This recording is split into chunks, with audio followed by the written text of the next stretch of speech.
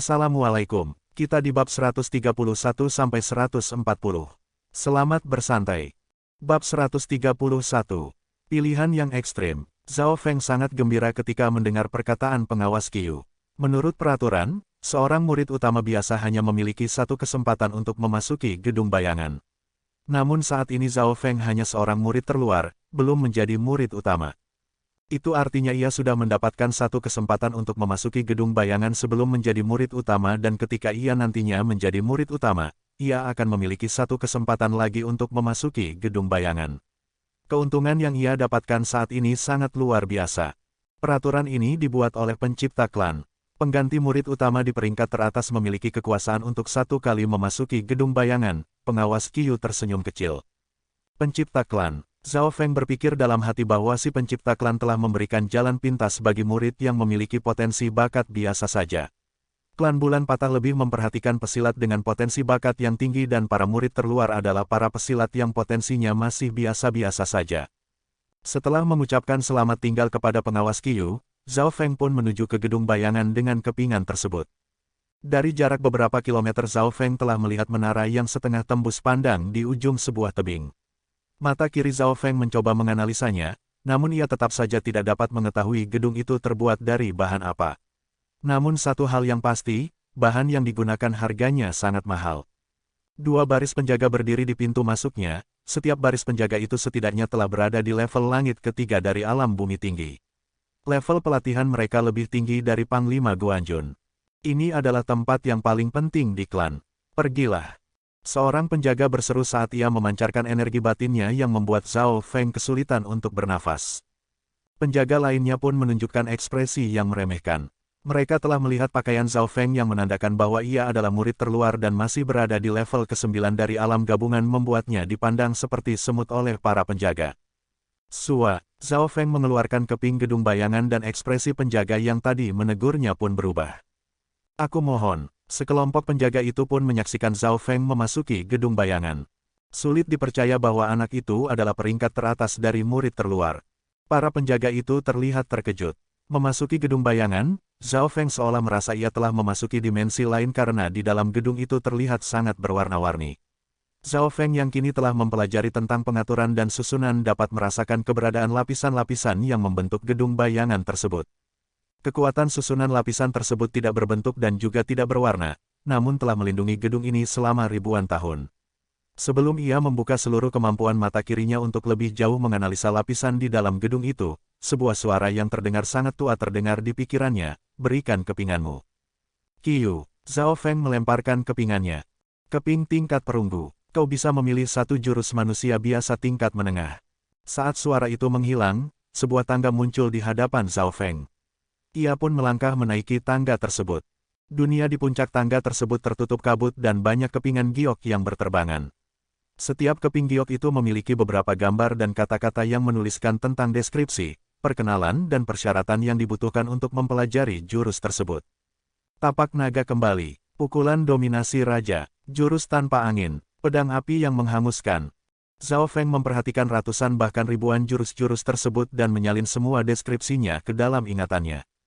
Beberapa saat kemudian Zhao Feng pun dapat sedikit memahami semua jurus-jurus tersebut.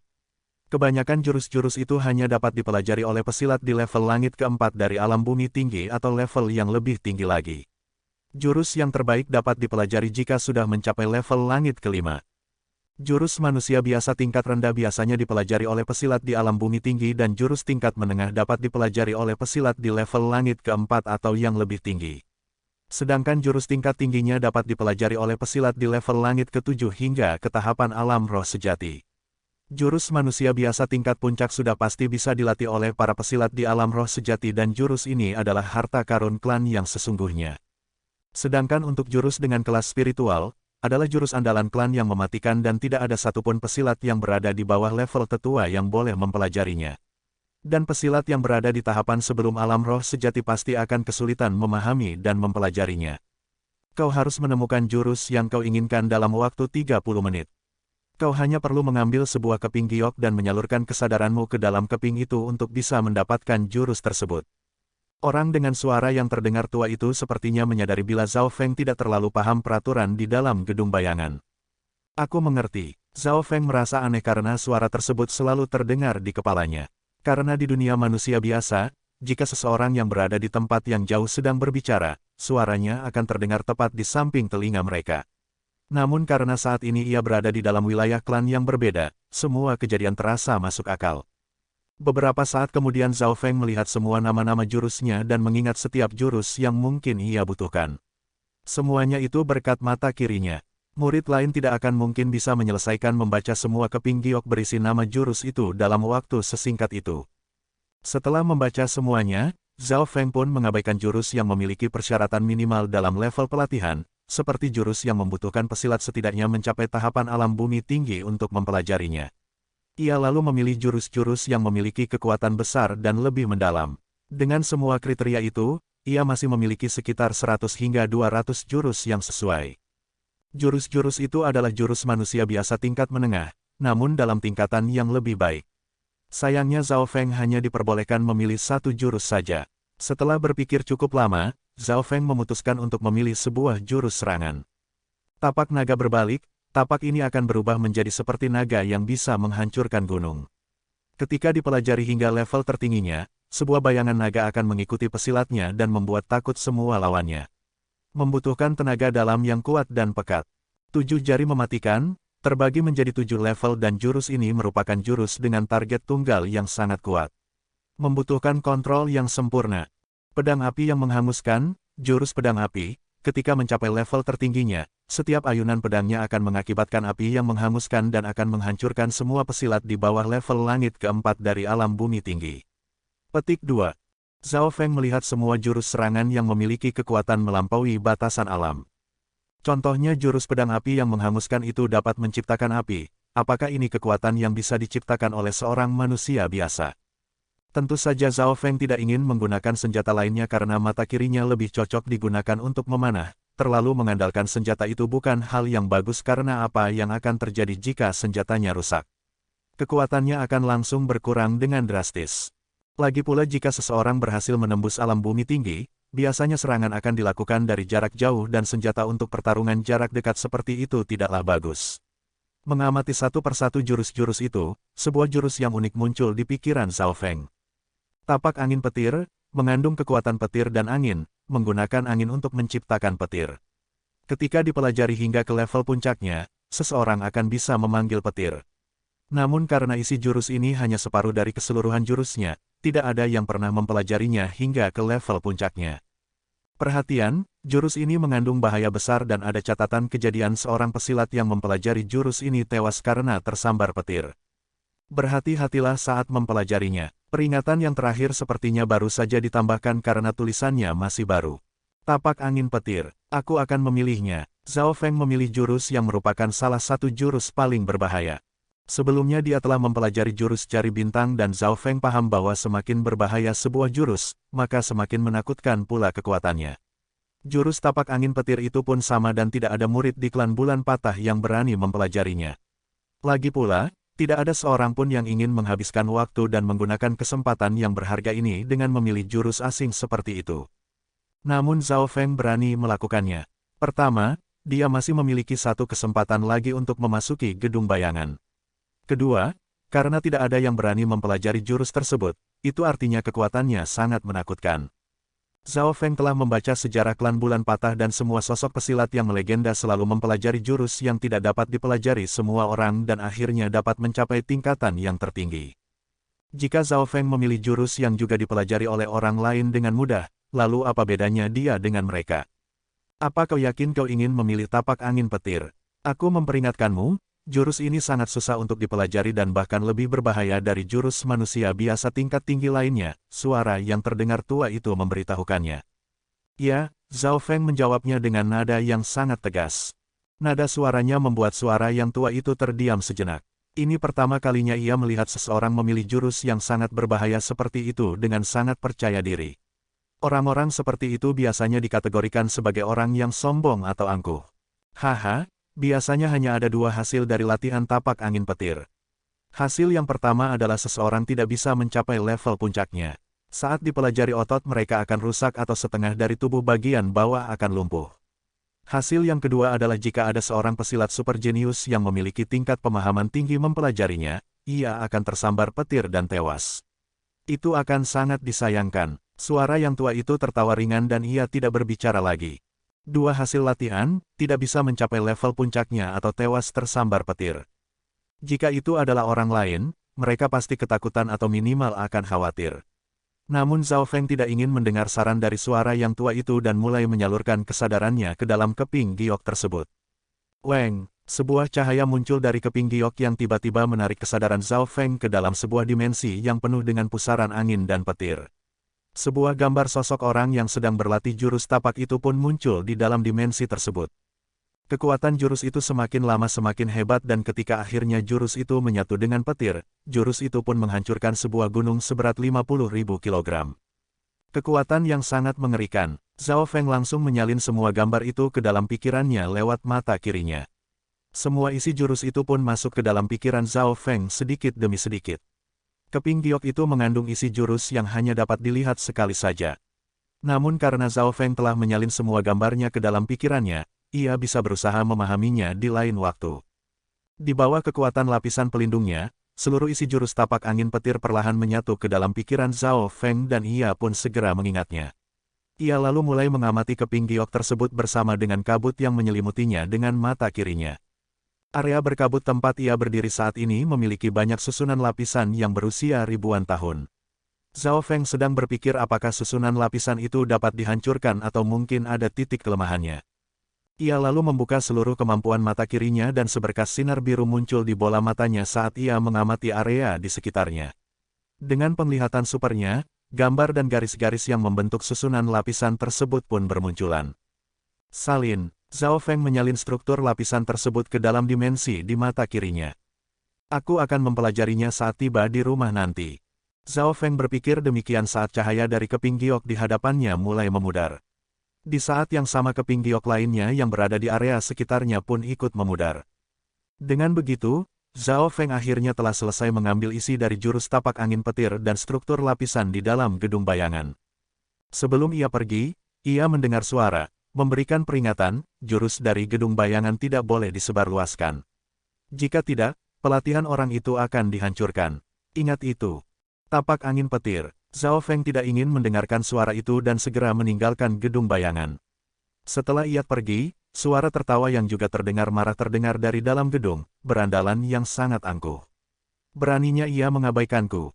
Sejak Zhao Feng memasuki gedung bayangan itu, ia tidak terlalu mendengarkan apa kata suara tersebut dan bertindak berdasarkan apa yang ia pikir benar untuk dilakukan. Jadi ia tidak ingin memikirkan peringatan yang diberikan oleh suara tersebut. Dari sudut pandang Zhao Feng, seseorang hanya perlu menuruti peraturan yang diberitahukan oleh suara tersebut. Pemikiran Zhao Feng memang benar, namun ia tidak tahu bahwa pemilik suara tersebut adalah sosok yang sangat berkuasa di dalam klan. Bahkan para murid utama pun akan sangat hormat kepadanya. Tetua pertama, dia hanya seorang murid terluar yang bodoh. Tidak ada gunanya membuang-buang waktu dengannya, seorang pria tua di dalam gedung itu tertawa. Orang tua itu adalah tetua yang menjaga gedung bayangan, namun tetua pertama baru saja datang hari ini untuk melakukan pemeriksaan rutin. Dia melihat Zhao Feng mengambil jurus yang memiliki tingkat bahaya sangat tinggi jadi ia memperingatkannya dengan tujuan yang baik. Namun Zhao Feng justru mengabaikannya. Murid terluar, jika aku tidak salah ingat, hanya murid terluar yang terbaik yang bisa memasuki gedung ini. Tetua pertama itu terlihat sedikit terkejut. Pencipta klan dulu telah menciptakan peraturan ini dan peraturan tersebut terus berlaku hingga hari ini dan tetua pertama itu paham apa maksud dari dibuatnya peraturan tersebut. Semakin tinggi potensi bakat seseorang, semakin jauh perjalanan mereka dalam dunia persilatan.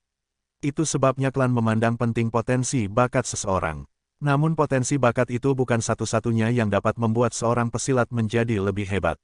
Jadi sang pencipta klan membuat peraturan tersebut untuk membantu pesilat yang tidak memiliki potensi bakat yang hebat. Setelah kembali ke rumahnya, Zhao Feng mulai mempelajari isi dari jurus tapak angin petir di kepalanya. Jurus ini adalah jurus serangan yang sangat cocok bahkan untuk pesilat di level langit ke-6 alam bumi tinggi. Hanya dari persyaratan itu saja bisa diketahui bahwa jurus ini jauh lebih baik dari jurus manusia biasa tingkat menengah lainnya. Zhao Feng secara khusus memperhatikan deskripsinya yang menyebutkan bagian dari jurus kuno. Jurus dari zaman dahulu kala memiliki perbedaan dengan jurus-jurus baru dan suara yang tua itu mengatakan bahwa jurus ini bahkan lebih sulit dipelajari dari beberapa jurus tingkat tinggi lainnya. Jadi menurut analisa Zhao Feng, level jurus ini tidak sesederhana jurus manusia biasa tingkat menengah. Seraya memejamkan matanya, Zhao Feng mulai mempelajari gambar dari sosok pesilat yang berada di dimensi yang penuh dengan pusaran angin dan petir itu.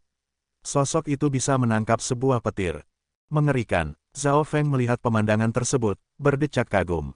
Tapak angin petir terbagi menjadi 6 level. Level pertama, murid belajar mengatur kekuatan angin.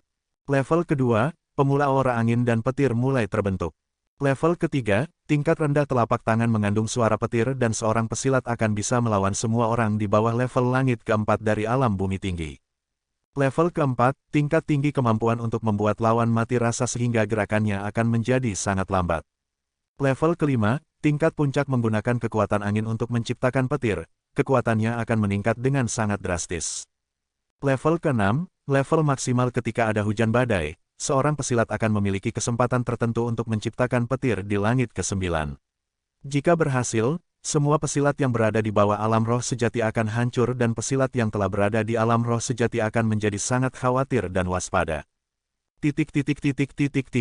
Level ke-6 harus digunakan setelah ia berada di level langit ke-6 dari alam bumi tinggi namun hanya ada sedikit kesempatan untuk menciptakan petir di langit ke-9 yang akan membuat kekuatannya meningkat hingga 10 kali lipat. Level ke-6 ini terlalu gila. Jika seseorang bisa dengan sukses menciptakan petir di langit ke-9, bahkan para pesilat di alam roh sejati pun akan takut dan mewaspadainya. Jantung Zhao Feng berdebar-debar.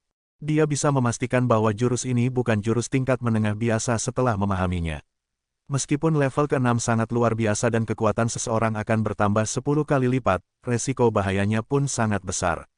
Sedikit kesalahan saja bisa membuat orang yang mempelajarinya hancur jadi debu. Orang yang sudah menciptakan jurus ini pasti sudah gila dan siapapun yang mempelajarinya pun sama gilanya. Namun karena Zhao Feng sudah memilih jurus tersebut, dia tidak akan menyesalinya. Malahan dia akan lebih fokus dalam mempelajarinya. Tapak angin petir menggunakan kekuatan angin untuk menciptakan petir jadi angin adalah dasar dari jurus ini. Untuk hal tersebut, Zhao Feng telah memiliki dasar yang bagus karena ia telah memahami dan mempelajari hingga jurus ketiga dari 4 jurus kuda-kuda angin, yang tentu saja mengandung kelebihan dan kekuatan angin. Sedangkan untuk jurus keempatnya kuda-kuda angin api, seseorang akan dapat menciptakan api dengan menggunakan kekuatan angin, yang membuat kerusakan yang ditimbulkannya meningkat hingga ke level yang baru. Dengan 4 jurus kuda-kuda angin itu sebagai dasarnya, Zhao Feng telah berhasil mempelajari level pertamanya dan mulai berusaha untuk melatih level kedua dari jurus tapak angin petir. Hehehe, sepertinya keputusanku benar, jurus ini memang cocok untukku. Zhao Feng tidak mengira ia akan sesukses ini. Menurut perkataan dari suara yang tua itu, tapak angin petir lebih sulit dipelajari dari beberapa jurus manusia biasa tingkat tinggi. Saat seseorang mencoba melatih level pertamanya, mereka membutuhkan waktu setidaknya 1 hingga 2 bulan, kadang-kadang bisa setahun. Namun berkat 4 jurus kuda-kuda anginnya, Zhao Feng telah menyelesaikan latihan level pertama dengan mudah. Namun ia masih menemukan hambatan saat melatih level keduanya. Zhao Feng memiliki pemahaman yang sangat baik tentang angin namun ia sama sekali tidak memiliki dasar pemahaman tentang petir. Zhao Feng memejamkan matanya dan pemandangan dunia yang penuh dengan petir dan pusaran angin itu muncul kembali di pikirannya. Dengan gambar itu di pikirannya, Zhao Feng dengan mudah memahami level keduanya dan 2 hari kemudian dia hampir selesai melatih level keduanya. Namun level ketiga sepertinya tidak akan dapat dipahaminya dalam waktu singkat. Zhao Feng akhirnya menggunakan semua waktunya untuk kembali mempelajari 7 buku yang diberikan Pak Tua Zhang dan dari ke-7 buku tersebut, tinggal 1 yang belum dipelajarinya. Buku terakhir adalah yang paling susah dan hanya dengan pemahaman yang didapatkan dari gambar ilusi ikan, akhirnya ia bisa selesai memahami dan mempelajarinya. Hari ini, Zhao Feng akhirnya selesai mempelajari ke-7 buku tentang pengaturan tersebut. Dan hari ini juga ia sadar bahwa hari ini adalah tenggat waktu yang diberikan oleh Pak Tua Zhang. Hampir saja, Zhao Feng menghela nafas panjang. Karena ia menghabiskan beberapa hari untuk mempelajari tapak angin petir, dia hampir lupa dengan kesepakatan yang ia buat dengan Pak Tua Zhang. Tujuan utamanya saat ini adalah untuk bisa menembus alam bumi tinggi hanya dengan kekuatan tubuhnya saja. Zhao Feng pun segera berlari ke divisi misi klan dan bertemu dengan wakil ketua Zhang. Kau sudah selesai mempelajari ke-7 buku tentang pengaturan itu. Tanya Wakil Ketua Zhang sambil tersenyum. Iya, Zhao Feng menjawabnya dengan terengah-engah. Pak Tua Zhang lalu mengajukan 15 pertanyaan. Satu pertanyaan mudah dan satu pertanyaan sulit untuk setiap buku. Sedangkan untuk menjawab pertanyaan terakhir, ia harus menggabungkan semua pemahaman dari ketujuh isi buku tersebut. Berkat kemampuan mata kirinya yang membuatnya selalu fokus saat berpikir, akhirnya Zhao Feng dapat menjawab semua pertanyaannya.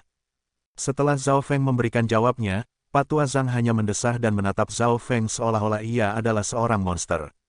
Apa kau yakin belum pernah mempelajari tentang pengaturan sebelumnya? Tanya Pak Tua Zhang merasa kalah oleh Zhao Feng. Apa gambar ilusi ikan termasuk? Zhao Feng memberikan reaksi, hehe, karena Pak Tua Guan juga sebelumnya menanyakan pertanyaan yang sama. Pipi Wakil Ketua Zhang sedikit berkedut. Dulu ia adalah seorang pesilat jenius yang mampu mengingat apapun yang ia lihat dan ia menjadi terkenal di dalam kelompok 13 negara. Namun bila dibandingkan dengan bakat Zhao Feng, ia merasa kemampuannya hanya seperti kotoran hewan. Kau sudah mempelajari dasar dari pengaturan dan susunan. Mulai hari ini dan selanjutnya kau akan membantu melindungi dan memelihara semua struktur pengaturan yang ada di klan. Itu termasuk lapisan pengumpul energi di kolam 1000 daun. Pak Tua Zhang berkata dengan tanpa ekspresi. Di hari yang sama Zhao Feng mulai mengurusi struktur pengaturan. Klan Bulan Patah memiliki banyak struktur pengaturan yang melindungi seluruh area pegunungan dan seiring berjalannya waktu, kekuatan struktur pelindung itu akan melemah atau akan ada titik kelemahan yang muncul, jadi struktur itu perlu dijaga dan diperbaiki. Zhao Feng mengikuti Pak Tua Zhang atau beberapa anggota divisi misi klan untuk berkeliling menuju ke tempat-tempat struktur pengaturan dan lapisan pelindung itu berada. Kabut di saat ujian itu dibuat dari struktur lapisan pelindung dan alasan kenapa Istana Puncak yang melayang itu bisa mengambang juga dikarenakan oleh struktur lapisan tersebut. Zhao Feng pun mulai memahaminya. Di dalam dunia klan, ada banyak tempat yang membutuhkan bantuan pil obat, struktur pengaturan dan ahli mekanik. Hari ini Zhao Feng menerima perintah dari Wakil Ketua Zhang untuk melihat kolam 1000 daun. Karena ia telah menjadi anggota sementara divisi misi klan dan pembantu Pak Tua Zhang, Zhao Feng bisa ikut mengecek apakah ada struktur lapisan yang salah dari lapisan. Pengumpul energi. Saat memikirkan bagaimana jurus teknik dinding peraknya yang mulai mencapai puncak level ke-9, Zhao Feng pun tidak dapat menyembunyikan kegembiraannya. Mata kirinya menjadi semakin tajam dan seberkas cahaya biru muncul di dalam bola matanya yang membuatnya bisa melihat air kolam yang berwarna seperti kristal hijau yang jernih. Zhao Feng menerima tugas itu, namun ia tidak ingin terlalu terburu-buru. Pertama, ia ditugaskan untuk mengecek apakah lapisan pengumpul energi bermasalah atau tidak. Lapisan ini dibuat oleh beberapa pesilat di alam roh sejati disertai bantuan dari ahli struktur pengaturan. Namun Zhao Feng juga telah menyalin struktur lapisan tersebut dan dengan menggunakan pandangan supernya sehingga dia dapat menyelesaikan tugas yang membutuhkan kerja banyak orang itu sendirian. Selama beberapa hari, Zhao Feng menemukan banyak kelemahan di lapisan yang melindungi area klan. Dia telah banyak membantu kerja di divisi misi klan dan mendapatkan pujian dari Wakil Ketua Zhang. Ada 2 kerusakan dan juga 13 titik kelemahan. Zhao Feng menganggukkan kepalanya dan mencatat jumlah tersebut untuk dilaporkan kembali kepada Pak Tua Zhang. Hanya dalam waktu yang sangat singkat, Zhao Feng telah menyelesaikan tugasnya dan setelah itu ia terlihat bersemangat dan segera mengeluarkan kepingannya untuk membuka lapisan pelindung kolam tersebut agar ia bisa segera masuk. Namun jika dipikir lagi, jika ia memasuki kolam 1000 daun itu dengan kepingannya, suara yang dihasilkan saat ia memasuki kolam itu akan sangat berisik dan ia hanyalah murid terluar klan yang tidak berhak memasuki kolam tersebut. Akhirnya Zhao Feng memutuskan untuk menyelinap diam-diam ke dalam kolam tersebut lewat salah satu kerusakan struktur lapisannya. Zhao Feng perlahan merendam tubuhnya di air kolam itu dan merasakan aliran energi dingin yang aneh menyebar ke sekujur tubuhnya yang berasal dari air kolam tersebut. Dia memejamkan matanya dan merendam seluruh bagian tubuhnya ke air kolam tersebut. Peng, peng, Zhao Feng merasakan suara berdetak datang dari mata kirinya lagi dan tingkat penyerapan energinya pun semakin meningkat. Efek air kolam ini tidak sekuat pil pembersih tulang sumsum, namun efeknya lebih tahan lama. Zhao Feng dapat merasakan tubuhnya semakin kuat dari waktu ke waktu.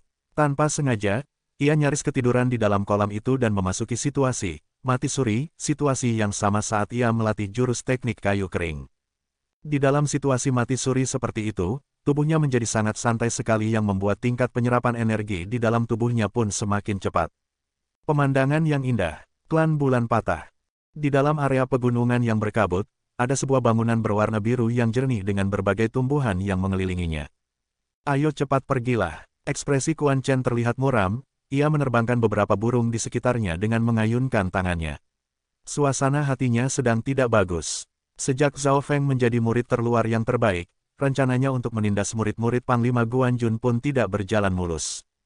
Dilihat dari segi kekuatan, Zhao Feng telah mendominasi seluruh murid terluar dan berdasarkan latar belakang bantuan di dalam klan, Zhao Feng memiliki 2 orang wakil ketua yang selalu membantunya. Dia bahkan tidak bisa menindas beberapa murid baru yang membuatnya menjadi bahan ejekan di antara murid-murid lainnya. Kakak pertama dan kakak keduanya bahkan membuat lebih dari 1 ejekan tentang dia. Saat menjejakkan kakinya di bebatuan yang hancur, Quan Chen perlahan mulai menenangkan diri dan menjadi lebih sopan saat ia memasuki gedung berwarna biru itu. Saudara Quan, tetua telah keluar dari meditasi tertutupnya dan ia sedang mengagumi bunga-bunga di dalam taman, ujar seorang penjaga yang berada di depan taman. Quan Chen menganggukkan kepala lalu menarik nafas dalam-dalam, melangkah memasuki taman tersebut. Ratusan bunga sedang bermekaran dan di antara bunga-bunga tersebut berdiri seorang pria tampan yang berusia antara 20 sampai 30 tahun. Siapa yang akan menyangka bahwa pria itu adalah tetua termuda di klan Bulan Patah, Master Haiyun. Pesilat yang sudah menembus alam roh sejati bisa hidup 200 hingga 300 tahun. Usia Master Haiyun sama dengan Panglima Guanjun, namun ia terlihat seperti anak muda. Master Haiyun menggunakan jubah berwarna putih, ia berdiri dengan kedua tangan di punggung. Quan Chen tahu bahwa gurunya itu memiliki gangguan obsesif-kompulsif, gangguan psikologi yang membuat seseorang muda gelisah, cemas, takut dan lain-lain secara berlebihan sehingga ia dengan hati-hati melangkah mendekatinya lalu berdiri sejauh 10 meter darinya. Guru, aku ingin melapor kepadamu tentang para murid Suran, ujar Quan Chen dengan hormat.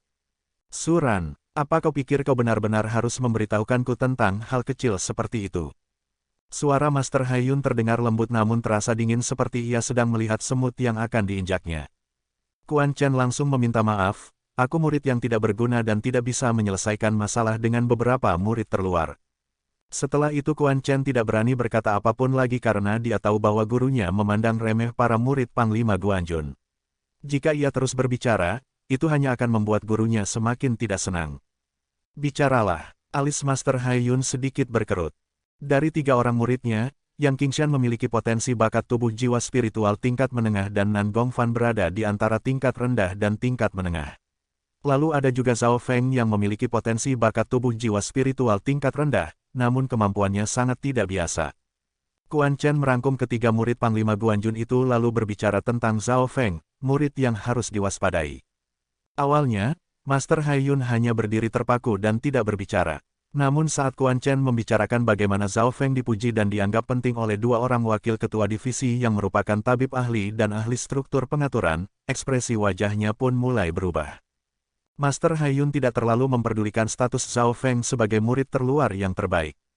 Setelah mendengarkan semua tentang Zhao Feng, Master Haiyun pun tersenyum, hahaha. Sepertinya bagus juga untuk klan Bulan Patah jika si Zhao Feng itu memiliki keahlian di struktur pengaturan dan pembuatan pil obat. Quan Chen hanya bisa berdecak kagum. Namun saat memikirkan hal itu lagi, orang yang biasanya memiliki keahlian di struktur pengaturan dan pembuatan pil obat biasanya tidak akan memiliki kemampuan bertarung yang hebat. Khususnya orang seperti Zhao Feng yang hanya memiliki potensi bakat tubuh jiwa spiritual tingkat rendah. Masa depannya tidak akan terlalu hebat. Kau tidak perlu khawatir soal itu. Gurumu ini sudah memiliki rencana sendiri. Ujian Istana Puncak yang setiap 5 tahun sekali itu akan dibuka kembali beberapa bulan lagi. Dulu kau telah kehilangan kesempatan mengikuti ujian itu. Jadi kali ini kau harus mengambil kesempatan ini dengan baik, ujar Master Haiyun. Aku mengerti. Jantung Quan Chen seolah berhenti, ujian Istana Puncak dapat mengubah nasib seseorang. Ujian ini berhubungan dengan Istana Puncak yang melayang dan siapapun yang berhasil lolos dalam ujian tersebut akan mendapatkan hadiah yang besar. Jika dibandingkan dengan ujian tersebut, masalah dengan murid Panglima Guanjun bukanlah apa-apa. Dipenuhi dengan keinginan berkompetisi yang tinggi, Quan Chen pun meninggalkan taman tersebut lalu mendengar suara gurunya yang berkata, panggilkan Bei Moi. Bei Moi, ekspresi tak berdaya dan rasa iri muncul di wajah Quan Chen. Sejak Bei Moi menjadi murid, gurunya itu, Master Haiyun lebih banyak menghabiskan energinya dan sumber daya pelatihan untuk Bei Moi dan murid-murid lainnya jadi kehilangan bantuan dari gurunya tersebut. Klan Bulan Patah, Kolam 1000 Daun. Zhao Feng bersantai dan menenggelamkan dirinya di dalam kolam, bahkan tarikan nafasnya pun nyaris tak terdengar. Mata kirinya mengeluarkan suara berdetak dan mengeluarkan kekuatan aliran darah yang aneh yang menjalar ke seluruh tubuhnya. Selama beberapa hari terakhir teknik dinding peraknya telah mencapai puncak level ke-9 karena ia telah menelan beberapa pil pembersih tulang sumsum yang memiliki efek meningkatkan kekuatan anggota tubuhnya. Saat ini ia hampir mencapai level yang sama dengan teknik penguatan tubuh milik Hou Yuan. Namun tujuan Zhao Feng bukan hanya itu saja. Di dalam kolam 1000 daun, tulang, darah dan kulitnya mengalami perubahan sedikit demi sedikit dan kekuatan tenaga dalamnya pun telah mencapai kualitas tertingginya. Sepertinya kolam ini pun membantu meningkatkan kekuatan tenaga dalam dan kekuatan tenaga sejati juga, pikir Zhao Feng. Tenaga dalam adalah energi yang diciptakan oleh pesilat di alam gabungan, sedangkan tenaga sejati adalah energi yang diciptakan oleh pesilat di alam bumi tinggi dan kekuatannya 10 kali lipat lebih kuat dari tenaga dalam. Jika teknik dinding peraknya dapat mencapai level ke-10, Zhao Feng bisa membentuk tenaga sejati angin perak. Waktu berlalu dengan sangat cepat, dan selama seharian kekuatan anggota tubuh Zhao Feng mengalami peningkatan yang sangat besar hingga melampaui efek dari pil pembersih tulang sumsum. Meskipun efek pil obat itu cukup kuat, energinya tidak bertahan lama seperti energi air kolam ini. Zhao Feng menyadari bahwa di malam hari lapisan pengumpul energi sepertinya berubah saat berada di bawah sinar bulan dan sebuah lapisan perak akan terbentuk di permukaan air kolam tersebut. Elemen dari kekuatan misterius di dalam air pun ikut berubah. Lapisan pengumpul energi ini sangat misterius. Ketika aku menjadi murid utama, aku bisa menciptakan lapisan yang lebih sederhana dan mudah, pikir Zhao Feng. Tentu saja lapisan pengumpul energi hanyalah pendukung saja. Kolam 1000 daun ini telah terbentuk secara alami dan sudah ada sejak ribuan tahun lalu. Kekuatan di dalam kolam 1000 daun ini sedikit berubah, namun memiliki efek yang lebih baik untuk tubuhnya dan Zhao Feng pun tetap dalam kondisi mati surinya. Dia memperkirakan bahwa ia hanya perlu berendam di kolam itu beberapa kali dan teknik dinding peraknya akan segera mencapai level ke-10. Namun saat ini tiba-tiba beberapa suara terdengar meskipun mereka berusaha untuk tetap tenang. Ceng-ceng, dua sosok memasuki kolam melewati kerusakan struktur lapisannya dan tempat yang mereka lewati adalah tempat yang juga telah dilewati oleh Zhao Feng. Saudari Yuan, apa kita akan ketahuan? Salah seorang gadis itu memiliki suara yang jernih. Haha.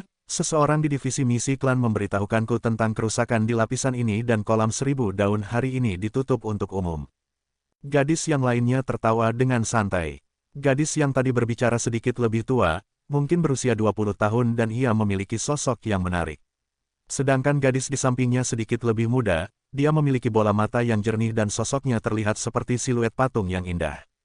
Kedua gadis cantik itu berjalan memasuki area kolam dan mengamati sekitarnya. Kolam itu terlihat kosong dan tidak ada tanda-tanda seorang pun ada di sana. Lihat kan, aku sudah katakan tidak ada orang di sini, Saudari Yuan berkata dengan yakin. Gadis pemalu itu menganggukkan kepala namun ia masih enggan melakukan hal seperti ini. Setelah memastikan bahwa tidak ada orang di sana, keduanya pun melepaskan pakaian mereka dan bisa terlihat tubuh mereka yang sangat sempurna. Mereka lalu mulai mandi dengan air kolam tersebut. Di saat yang sama, Zhao Feng yang berada sekitar puluhan meter dari mereka merasakan gelombang air di kolam. Namun karena kolam itu dilindungi oleh sebuah lapisan pelindung, permukaan airnya tetap terlihat tenang dan tidak bergerak. Namun saat ini karena gelombang air itu artinya ada penyusup yang datang. Zhao Feng memulihkan dirinya dari hibernasi dan melihat ke arah di mana gelombang itu berasal dengan mata kirinya. Meskipun mereka berada puluhan meter darinya, mata kirinya masih bisa melihat dengan jelas. Pemandangannya membuat wajahnya tiba-tiba memerah dan jantungnya berdegup kencang. Lagi pula, Zhao Feng adalah pemuda berusia 14-15 tahun dan dia belum pernah melihat pemandangan seperti itu. Wah, Zhao Feng menjadi begitu teralihkan dan ia pun tersedak air kolam dan muncul di permukaan. Siapa di sana? Saudari Yuan berteriak dan ia membuat gelombang setinggi 10 meter untuk menghalangi pandangan Zhao Feng. Ceng-ceng. Kedua sosok itu segera kembali ke pinggiran kolam untuk mengenakan pakaiannya dan saat gelombang airnya telah menghilang, Zhao Feng bisa melihat ada dua orang gadis tengah mendekap seragam murid utama klan. Salah satunya terlihat tinggi dan cantik sedangkan gadis yang lainnya terlihat sangat pemalu. Kedua sosok gadis itu merupakan pesilat tingkat tinggi. Bajingan mana yang berani melakukan perbuatan tidak terpuji seperti itu? Yuan hampir berhasil menutupi seluruh tubuhnya dengan pakaiannya saat ia menatap Zhao Feng dengan dingin. Huang, Sebuah energi batin yang sangat besar menyapu ke arah Zhao Feng seperti gunung. Level pelatihannya bahkan lebih kuat dari Quan Chen yang berada di level langit ketiga dari alam bumi tinggi. Gadis lainnya juga terlihat sangat marah dan pemalu saat ia bersembunyi di belakang Yuan. Jangan salah paham, aku di sini hanya untuk berlatih, ujar Zhao Feng dengan wajah yang memerah. Situasi saat ini membuatnya terlihat konyol. Yuan pun terkejut. Pemuda di hadapannya itu sepertinya masih berusia sekitar 14-15 tahun dan ia tidak terlihat seperti seorang bajingan yang tidak tahu malu. Berbaliklah dan tutup matamu, Yuan memberikan perintah dengan dingin. Di bawah tekanan energi batin yang begitu kuat, Zhao Feng pun perlahan menenangkan diri dan berbalik lalu menutup matanya sesuai dengan perintah gadis itu. Ia tahu ia tidak memiliki kekuatan untuk melawan mereka. Saat membelakangi mereka, ia bisa mendengar keduanya sedang mengenakan pakaiannya. Sekarang berbaliklah. Yuan berdiri di pinggiran kolam namun nada suaranya yang dingin tetap belum mereda. Zhao Feng segera berbalik dengan wajah tanpa ekspresinya namun hatinya masih berdebar-debar saat ia melihat wajah kedua gadis cantik itu. Yuan berdiri di depan sedangkan gadis yang satunya lagi berdiri di belakangnya, hanya menunjukkan setengah dari wajahnya saja. Huff, kau masih semuda ini dan sudah berani mengintip gadis yang sedang mandi. Jika kau tidak segera memberikan alasan yang masuk akal hari ini, kau akan kuhajar. Ekspresi Yuan terlihat dingin saat ia memutuskan untuk menakut-nakuti pemuda di hadapannya. Namun ia menyadari bahwa pemuda itu memandanginya dengan wajah yang terkagum-kagum. Dia menjadi semakin marah, bagaimana mungkin seseorang yang masih sangat muda seperti dia sudah dipenuhi hawa nafsu seperti itu. Namun, ia akhirnya tersadar bahwa Zhao Feng tidak sedang memandanginya, namun menatap ke gadis di belakangnya. Itu kau, seru Zhao Feng saat ia melihat gadis pemalu di belakang Yuan. Ran Xiao Yuan, itu kau, seru Zhao Feng saat ia menatap gadis di belakang Yuan dengan gembira. Dia terpana, seolah-olah gadis impiannya telah muncul di hadapannya. Ekspresi Zhao Feng di mata Yuan tetap terlihat sebagai hawa nafsu, ia semakin marah. Jadi bajingan ini tidak melihatku tapi orang di belakangku. Saat ini terasa ada gelombang dahsyat yang muncul di hati Zhao Feng. Gadis di belakang Yuan itu terlihat sangat akrab. Gadis itu telah muncul di ingatannya ratusan bahkan ribuan kali karena ia ingin memahami dan mempelajari jurus tapak angin misterius yang diciptakannya. Dia adalah gadis pemalu yang muncul di ngarai hutan awan langit kala itu. Kebahagiaan Zhao Feng tidak dapat diungkapkan dengan kata-kata saat melihat gadis misterius yang muncul berulang kali di kepalanya itu kini ada di hadapannya. Bahkan Zhao Feng pun langsung tidak dapat menenangkan dirinya. Ran, apa kau mengenalnya? Yuan melihat ke arah gadis di belakangnya dengan curiga dan terkejut. Apa mungkin Ran memiliki hubungan khusus dengan pemuda itu? Sebagai sahabat baiknya, bagaimana mungkin dia tidak tahu soal itu? Aku tidak mengenalnya. Wajah Ran terlihat memerah saat ia menatap penuh selidik ke arah Zhao Feng, namun kemudian ia menggelengkan kepala. Melihat wajah polosnya itu, Yuan dapat memastikan bahwa Ran benar-benar tidak mengenal Zhao Feng karena dia tahu Ran tidak akan berbohong kepadanya. Lagi pula dengan level pelatihan Zhao Feng seperti itu, ia pasti hanyalah seorang murid terluar dan tidak mungkin ia memiliki hubungan dengan para murid utama. Bajingan, jangan berpikir macam-macam. Kau pasti salah satu penguntitnya, dan kau harus dihukum karena berani melakukan hal tidak senonoh seperti itu.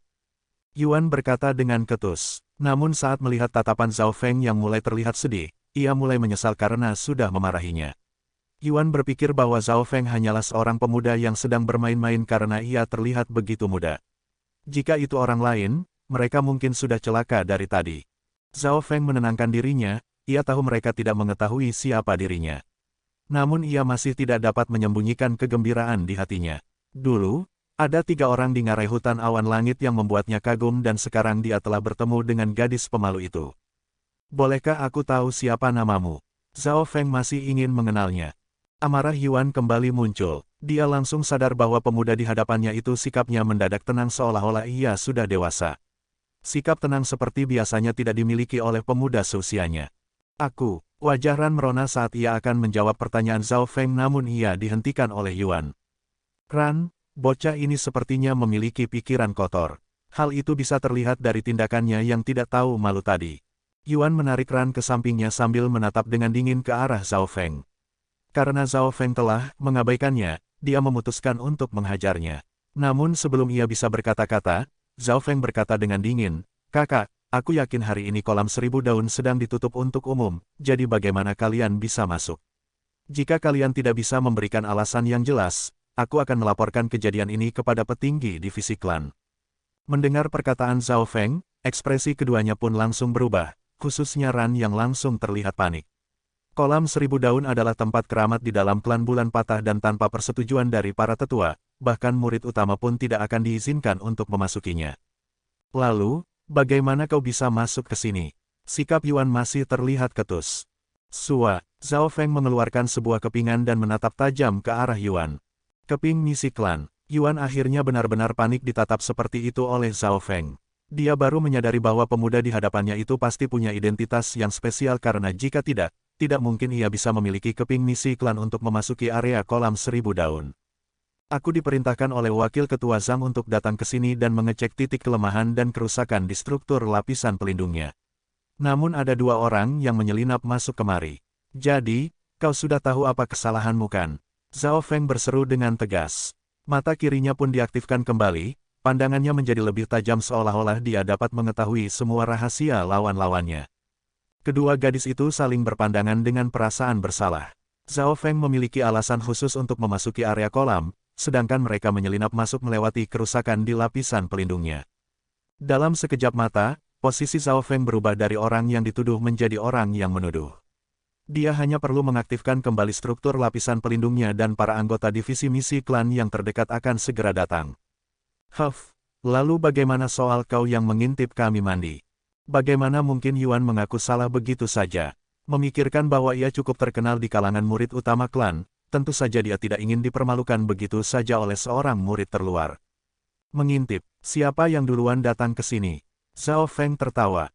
Saat ini ia tidak lagi terlihat seperti pemuda yang polos dan tidak bersalah lagi. Kau, Yuan tidak bisa berkata apapun. Memang Zhao Feng yang datang terlebih dahulu. Sedangkan mereka berdua menyelinap masuk diam-diam. Zhao, ini salah kami. Tolong jangan, mata Ran mulai memerah saat ia mulai memohon kepada Zhao Feng. Melihat raut wajahnya yang polos dan sedih itu, Zhao Feng tentu saja tidak akan mengadukan mereka. Saat ini Yuan pun hanya terdiam saja karena tahu bahwa pemuda itu memiliki kekuasaan untuk mengadukan mereka. Oh baiklah, aku tidak akan melaporkan hal ini karena permintaan Ran. Zhao Feng menyimpan kembali kepingannya. Ekspresi, seperti yang sudah kuduga, muncul di wajah Yuan. Bocah, seorang murid terluar sepertimu tidak akan bisa mendapatkan gadis seperti Ran. Wajah Ran terlihat sangat merah karena malu saat ia menundukkan kepalanya dan diam-diam melirik Zhao Feng dari sudut matanya. Namun ia tidak berkata apapun. Kalian harus segera pergi. Jika kalian kepergok oleh para pengawas atau anggota lain dari divisi misi klan, aku tidak akan bisa membantu kalian, ujar Zhao Feng dengan tanpa ekspresi saat ia kembali berendam di dalam kolam Seribu Daun. Melihat reaksinya, Yuan sedikit kecewa. Namun saat memikirkan status Zhao Feng, ia hanya bisa merasa kasihan padanya. Yuan berpikir bahwa Zhao Feng hanyalah murid terluar rendahan dan mungkin tidak akan bisa menjadi murid utama klan seumur hidupnya. Karena Ran belum pernah melihat Zhao Feng sebelumnya, itu artinya cinta pemuda itu bertepuk sebelah tangan. Yuan hanya mendesah dan menarik Ran untuk segera keluar dari lapisan pelindung kolam. Sambil mengamati kedua gadis itu pergi, Zhao Feng menarik napas panjang dan menghapus keringat dingin di dahinya. Dengan kekuatan yang dimiliki oleh Yuan, dia bisa saja menghajar Zhao Feng dengan mudah. Bahkan seorang Panglima Guanjun pun tidak akan bisa bertarung dengannya. Setelah kedua gadis itu pergi, sebuah suara yang malu-malu terdengar berbisik di telinganya, "Namaku Ran Xiao Yuan, terima kasih." Zhao Feng terpaku dan melihat sebuah wajah malu-malu di dekatnya sebelum wajah itu menghindari tatapannya. Ran Xiao Yuan, itu nama yang bagus, dan Zhao Feng pun bergumam, aku yang seharusnya berterima kasih padamu. Tapak angin misteriusnya telah banyak membantunya dan lewat latihan jurus itu, dia telah mengingat bagaimana rupa gadis itu dan sangat ingin bertemu dan berterima kasih berkali-kali kepada gadis tersebut. Sekarang ia telah bertemu dengan Ran Xiao Yuan, Zhao Feng merasa ia berutang budi padanya. Setelah keduanya benar-benar pergi meninggalkan area kolam itu, Zhao Feng kembali menenggelamkan dirinya ke dalam kolam, diam-diam mulai berlatih teknik dinding peraknya dan menyerap energi misterius dari air kolam tersebut.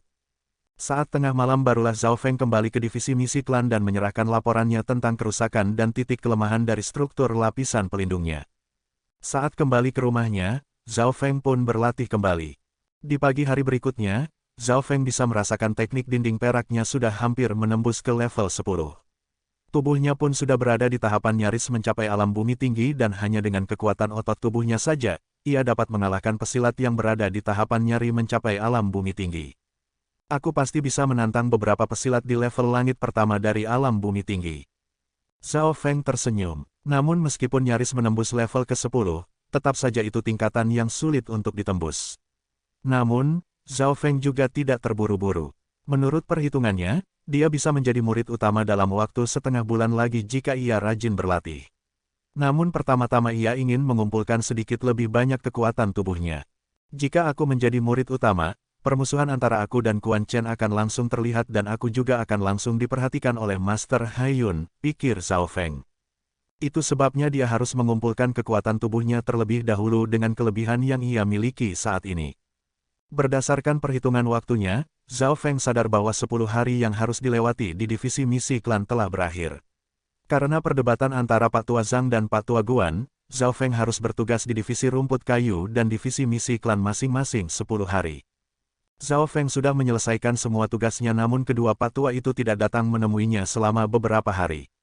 Jadi, Zhao Feng pun fokus pada latihan teknik dinding perak dan tapak angin petir dan kadang-kadang menyelinap masuk ke kolam 1000 daun jika punya waktu luang. Namun beberapa hari kemudian Zhao Feng menerima tantangan dari Xiao Sun dan Jiang Yuyan. Seorang murid terluar hanya bisa menantang pengganti murid utama setiap 6 bulan sekali. Namun bagi murid yang telah mencapai peringkat 20 besar, tidak ada batasan waktu. Semua orang tahu bahwa murid terluar yang terbaik mendapatkan keuntungan yang besar dan Xiao Sun sangat berharap bisa memasuki gedung bayangan sebelum ia menjadi murid utama. Sebenarnya, dengan potensi bakat tubuh jiwa spiritual tingkat tingginya dan hubungan baik antara klan keluarga Xiao dan klan Bulan Patah, Xiao Sun bisa seperti Liu Yue dan Sun Yuanhao dan langsung menjadi murid utama klan. Alasan kenapa ia tidak bisa seperti Liu Yue dan Sun Yuanhao adalah karena satu hal, ia ingin menjadi murid terluar yang terbaik. Saat ini level pelatihan Xiao Sun sudah hampir menembus tahapan alam bumi tinggi. Sedikit tekanan saja bisa membuatnya langsung mencapai alam bumi tinggi. 3 hari kemudian, Zhao Feng pun bertandingan dengan Xiao Sun dan Jiang Yuyan. Saat ini Xiao Sun berada di peringkat 4 dan manual jurus membakar mataharinya telah meningkat pesat. Dia sudah lama menunggu untuk bertanding dengan Zhao Feng, namun sayangnya hasilnya tetap sama. Zhao Feng bahkan tidak menggunakan tapak angin petirnya. Ia hanya menggunakan jurus teknik dinding perak, jari bintang dan 4 jurus kuda-kuda angin dan Xiao Sun pun dengan mudah dikalahkannya. Jiang Yuyan pun hampir sama, dia hanya berhasil bertanding dengan Zhao Feng sebanyak 10 jurus sebelum akhirnya kalah telak. Sekarang kekuatannya setara dengan Lin Fan saat ia menjadi murid terluar yang terbaik. Jiang Yuyan pun menyerah. Posisi Zhao Feng sebagai murid terluar yang terbaik pun tetap tak tergoyahkan. Peningkatan kekuatan. Teknik dinding peraknya sedikit lagi sudah hampir menembus level ke-10, dia memperkirakan akan butuh sekitar 6 hingga 15 hari untuk benar-benar mencapai level ke-10. Di dalam dimensi mata kirinya, cahaya biru itu pun telah mencapai ukuran 3 meter dan sepertinya itu ukuran maksimalnya. Zhao Feng tidak tahu apa yang akan terjadi jika cahaya itu melampaui ukuran 3 meter. Zhao Feng bahkan belum beristirahat setengah hari saat 2 orang tamu datang ke rumahnya. Wakil Ketua Guan, Wakil Ketua Zhang, kenapa kalian berdua kemari? Zhao Feng sangat terkejut. Kedua orang wakil ketua itu datang bersamaan di rumah kecilnya itu. Dia langsung mempersilakan mereka masuk dan berpikir mungkin keduanya telah menetapkan sebuah keputusan. Namun tak disangka-sangka, keduanya lebih memilih diam dan bahkan tidak berdebat sama sekali. Yang mereka lakukan hanya menatap Zhao Feng sambil mendesah. Apa yang terjadi? Zhao Feng merasa situasi saat itu sangat aneh. Kedua patua ini seharusnya berdebat memperebutkan keahliannya. Zhao Feng, kami telah menetapkan keputusan soal kau yang akan memilih gurumu, ujar wakil ketua Guan dengan serius. Mereka sudah memutuskan sesuatu. Zhao Feng merasa sedih di dalam hatinya. Meskipun ia tertarik dengan proses pembuatan pil obat dan struktur pengaturan, namun itu bukanlah jalan hidup yang ia inginkan. Patua Zhao berdehem, jadi seperti ini. Berdasarkan hasil pengamatan kami berdua memutuskan bahwa bakatmu itu terlalu hebat untuk menjadi murid kami. Zhao Feng menatap keduanya dengan tidak percaya. Kedua wakil ketua itu saling berpandangan lalu tersenyum ke arahnya seolah ia telah melakukan sesuatu yang sangat besar bagi mereka. Zhao Feng, kau mungkin terkejut namun itulah kenyataannya. Kau adalah murid jenius terbaik dalam proses penyulingan obat yang pernah aku temui dan dengan kemampuanmu itu, kau hanya butuh 1 hingga 2 tahun untuk mempelajari semua hal yang aku berikan padamu. Patua Guan mendesah lagi dan menggelengkan kepalanya dengan tak berdaya. Itu benar, kami tidak cukup bagus untuk menjadi gurumu. Aku bisa merekomendasikanmu kepada master struktur pengaturan yang terbaik, Gong Chen Xingshan, dari negara langit kaya. Jika kau bisa menjadi muridnya, maka bakatmu itu bisa berguna, ujar Patua Zhang tak berdaya dan terlihat muram. Wakil Ketua Guan juga merekomendasikan seorang tabib terbaik dari negara darah besi. Kedua Patua belum mencapai level master yang sesungguhnya, namun mereka sudah sangat ahli di bidang pembuatan pil obat dan struktur pengaturan. Zhao Feng tahu bahwa negara langit kaya dan negara darah besi itu 10 kali lipat lebih hebat dari negara awan dan klan dalam negara tersebut juga jauh lebih kuat dari klan bulan patah.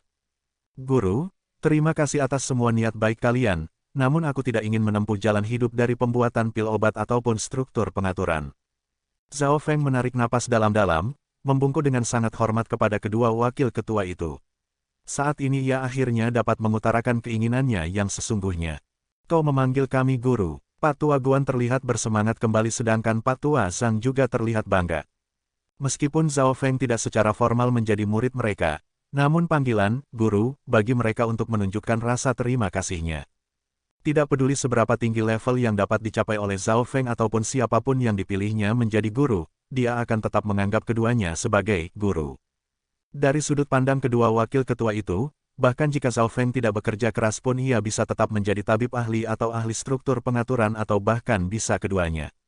Jadi, Zhao Feng memanggil mereka, guru, agar bisa menyenangkan hati mereka.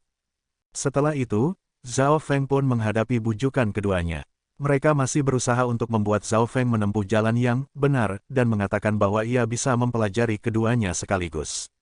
Namun Zhao Feng harus menolak bujukan mereka dan tetap memilih jalan di dunia persilatan. Jika kau ingin benar-benar menempuh jalan dunia persilatan, kau tidak boleh ketinggalan mengikuti ujian Istana Puncak dalam beberapa bulan lagi, perkataan Patua Guan akhirnya menyerah pada keinginan Zhao Feng. Ujian Istana Puncak. Zhao Feng langsung menghubungkannya dengan gedung paling misterius di dalam klan bulan patah, Istana Puncak yang melayang, dan ia melihat kembali gedung yang melayang di udara di antara lautan petir dengan mata kirinya. Ujian Istana Puncak itu hanya muncul setiap 5 tahun sekali dan ujian itu bisa menjadi titik balik dari kehidupan seseorang. Jika kau tidak bisa menjadi murid utama klan atau tidak bisa memasuki ujian tersebut, itu artinya jalan dunia persilatan bukanlah untukmu, Patua Zhang tersenyum. Zhao Feng tidak bisa tidak memikirkan perkataan keduanya. Dia mulai menyadari bahwa ujian Istana Puncak itu pasti sesuatu yang sangat penting, namun hanya sebagian kecil murid utama yang bisa berpartisipasi di ujian tersebut.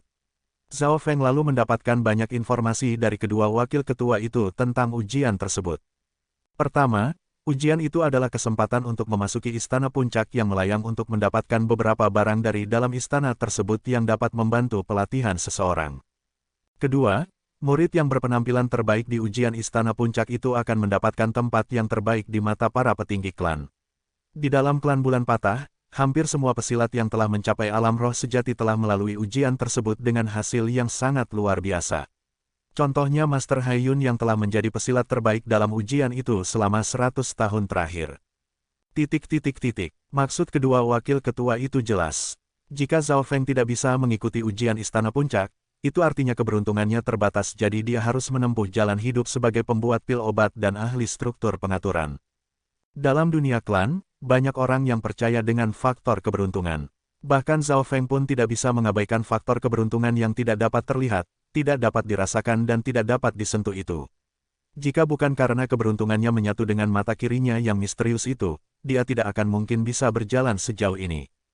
Hehe, jika aku berhasil mengikuti ujian Istana Puncak itu, aku bisa menyimpulkan bahwa kalian berdua tidak akan menghentikanku lagi untuk menempuh jalan hidup di dunia persilatan. Zhao Feng tersenyum kecil. Kedua wakil ketua itu tertawa dan menggeleng-gelengkan kepalanya saat mendengar perkataan Zhao Feng. Masih ada waktu 2 hingga 3 bulan lagi sebelum ujian itu dan kita masih belum tahu apakah kau nanti bisa menjadi murid utama saat itu. Lagi pula hanya ada sedikit tempat untuk mengikuti ujian tersebut. Jika kau tidak bisa mencapai level langit ketiga dari alam bumi tinggi, rasanya akan sulit untuk bisa mengikuti ujian tersebut. Patua Guan memberikan penjelasan. Lalu Patua Zhang menambahkan, jika kau bisa mengikuti ujian tersebut, maka kami tidak akan berkata apa-apa lagi. Setuju. Zhao Feng akhirnya mendapatkan kesepakatan dengan kedua patua tersebut. Dengan kesepakatan itu, kedua wakil ketua itu pun tertawa senang dan pergi meninggalkan rumah Zhao Feng dengan percaya diri. Apa kompetisi untuk ujian itu sebegitu sengitnya? Zhao Feng memandangi kedua orang tua itu yang beranjak pergi. Sekarang semua masalah telah diatasi, Zhao Feng bisa kembali fokus berlatih dengan serius. Namun ia ingin meningkatkan kekuatannya terlebih dahulu sebelum ia menjadi murid utama. Tapak angin petir, teknik dinding perak, kuda-kuda angin api, gambar ilusi ikan, semua itu adalah titik fokus latihan Zhao Feng saat ini. 3 hari kemudian, Xiao Sun telah menembus tahapan alam bumi tinggi dan menjadi murid utama klan. Berdasarkan peraturan klan, selama seorang pesilat bisa mencapai alam bumi tinggi sebelum berusia 30 tahun, mereka akan langsung menjadi murid utama klan dan mereka tidak diizinkan untuk bertanding dengan pengganti murid utama. Xiao Sun merasa tidak berdaya karena ia berkeinginan menjadi murid terluar yang terbaik. Namun dengan potensi bakat dan latar belakangnya, dia memang bisa dengan mudah menjadi murid utama. Beberapa hari kemudian, Putri Yun Mengxiang pun telah mencapai alam bumi tinggi dan menjadi murid utama klan. Yun Mengxiang dan Xiao Sun memang memiliki potensi bakat dan latar belakang keluarga yang hebat di antara para murid terluar. Sebelum Yun Mengxiang meninggalkan area divisi klan terluar, ia datang untuk mengucapkan selamat tinggal kepada Zhao Feng. Tabib Zhao Feng, aku akan menunggumu untuk menjadi murid utama klan. Baiklah, jawaban Zhao Feng sedikit mengejutkan Yun Mengxiang. Xiao Sun dan Yun Mengxiang memiliki titik awal yang lebih tinggi dalam hal potensi bakat dan latar belakangnya. Melihat Zhao Feng yang belum bisa mencapai tahapan alam bumi tinggi, ia berpikir bahwa itu karena keterbatasan potensi bakatnya. Namun bagaimana mungkin dia bisa mengetahui soal tujuan Zhao Feng yang ingin menembus alam bumi tinggi hanya dengan kekuatan tubuhnya saja? Jika tidak, Zhao Feng mungkin sudah mencapai alam bumi tinggi mungkin lebih cepat dari Xiao Sun. Di hari yang sama saat Xiao Sun dan Yun Mengxiang mencapai tahapan alam bumi tinggi, jurus tapak angin petir milik Zhao Feng telah mencapai level ketiga yang merupakan bagian dari 3 tingkatan terendahnya. Selama beberapa hari berikutnya Zhao Feng telah memahami setidaknya 70-80% dari jurus kuda-kuda angin api dan kekuatannya setidaknya 2 kali lipat dari kekuatan jurus kuda-kuda membelah angin. Saat Zhao Feng sedang fokus untuk menghimpun tenaganya, ada beberapa isu yang beredar. Murid terluar yang paling berbakat dari kelompok murid baru telah menjadi murid utama. Meskipun Zhao Feng berada di peringkat 1, ia dibatasi oleh potensi bakatnya yang rendah. Zhao Feng tetap berlatih dengan tenang dan tidak mempedulikan omongan orang. Ketika ia memiliki waktu luang, dia akan membuat beberapa kumpulan pil pembersih tulang sumsum dan pil bulan pemulihan pernapasan lalu menjualnya untuk mendapatkan beberapa batu kristal prima di bawah standar. Selain itu, Zhao Feng juga memberikan pil pembersih tulang sumsum itu untuk Nan Gongfan dan Yang Qingshan. Saudara Zhao, kenapa kau tidak menggunakan pil obat ini untuk bisa menembus tahapan alam bumi tinggi? Yang Qingshan dan Nan Gongfan merasa bersalah dan juga berterima kasih padanya. Aku sudah tidak membutuhkannya, Zhao Feng tersenyum. Ia masih memiliki beberapa simpanan pil pembersih tulang sumsum itu, namun saat ini. Zhao Feng kembali ke rumahnya dan duduk bersila di dalam ruangan. Meskipun ia tidak fokus untuk berlatih, namun ia masih menyalurkan kekuatan teknik dinding peraknya. Weng, desis aura berwarna perak terbentuk dan mengeluarkan aura kekuatan yang 10 kali lipat lebih kuat dari kekuatan tenaga dalamnya. Tenaga sejati angin perak akhirnya telah terbentuk. Saat ia bernapas, tubuhnya memancarkan aura yang sama dengan hewan buas mematikan tingkat penguasa yang membuat para pengganti murid terluar di sekitarnya mendadak menggigil kedinginan. Saat ini, setiap gerakan Zhao Feng akan terus memancarkan aura dari jalur bela diri murni. Karena ia telah menembus alam bumi tinggi hanya dengan kekuatan tubuhnya saja, tenaga sejatinya pun berasal dari otot tubuhnya. Jika ia hanya pesilat biasa, maka tenaga sejatinya akan berasal dari dantian energi pusat dalam tubuh yang terletak 3 jari di bawah pusar dan kekuatannya akan terus mengembun berulang-ulang kali. Saat Zhao Feng telah menembus alam bumi tinggi dengan kekuatan tubuhnya, ia merasa detakan dari mata kirinya pun semakin meningkat. Peng, peng, peng. Cahaya biru selebar 3 meter yang biasanya berputar-putar itu pun berhenti bergerak. Weng, bias sinarnya kemudian menyatu dan mulai berubah bentuk. Kekuatan yang terbangun, 1. Ini pertama kalinya kondisi tersebut muncul di dalam dimensi mata kiri Zhao Feng. Cahaya berukuran 3 meter itu tidak bertambah lebar lagi. Justru cahaya itu terlihat menggumpal dan memadat. Zhao Feng mengerang kesakitan, dia mengucek-ucek mata kirinya sembari menjatuhkan diri ke tanah. Rasa sakit dari mata kirinya itu seolah langsung menuju ke jiwanya. Hanya dalam sekejap mata Zhao Feng langsung berkeringat dingin. Setengah jam kemudian rasa sakitnya mulai perlahan menghilang. Zhao Feng menyatukan kesadarannya ke dalam dimensi dalam mata kirinya dan ia menemukan jalur sinar berwarna biru sejati. Warna birunya tidak samar-samar lagi dan warnanya pun indah dipandang mata. Rangkaian cahaya biru itu tetap berputar dan sepertinya sedang memelihara sesuatu di dalamnya. Zhao Feng membuka telapak tangannya yang tadi menutupi matanya dan melihat ada darah di tangannya. Ia pun bercermin dan melihat bola mata kirinya telah berubah menjadi hijau. Tolong jangan berubah terlalu aneh. Zhao Feng berdoa. Perubahan di mata kirinya itu tidak bisa ia kontrol. Ia hanya dapat menyalurkan kekuatan tenaga sejati angin peraknya. Tenaga sejati adalah kekuatan yang jauh melebihi kekuatan tenaga dalam. Sedikit kekuatan dari tenaga sejati ini saja dapat langsung menghancurkan kekuatan tenaga dalam dari pesilat yang masih berada di tahapan alam gabungan. Saat Zhao Feng perlahan menyalurkan kekuatan tenaga sejatinya, dia juga tetap memperhatikan kekuatan tenaga dalam pemulihan pernafasan di titik dantiannya. Kekuatan tenaga dalam pemulihan pernafasan juga telah mencapai level maksimal dan separuh kekuatannya berasal dari tenaga dalam dan separuhnya lagi berasal dari tenaga sejati. Tenaga dalam lebih seperti aura yang tidak dapat terlihat, sedangkan tenaga sejati dapat terlihat dengan jelas. Saat ini kekuatan tenaga dalam pemulihan pernafasan di titik dantian pun mulai berubah menjadi tenaga sejati. Ia tahu saat tubuh seseorang telah mencapai alam bumi tinggi, kekuatan anggota tubuh seorang pesilat akan semakin meningkat dan kekuatan tenaga dalamnya akan berubah menjadi tenaga sejati. Untuk meningkatkan rasio perubahannya, Zhao Feng menyatukan sedikit dari tenaga sejati angin peraknya ke dalam kekuatan tenaga dalamnya. Jika kekuatan tenaga dalam biasa berada di situasi seperti ini, kekuatannya akan hancur. Namun karena kekuatan tenaga dalam pemulihan pernafasannya telah menyatu dengan baik, jumlah tenaga sejatinya pun telah melampaui jumlah kekuatan tenaga dalamnya.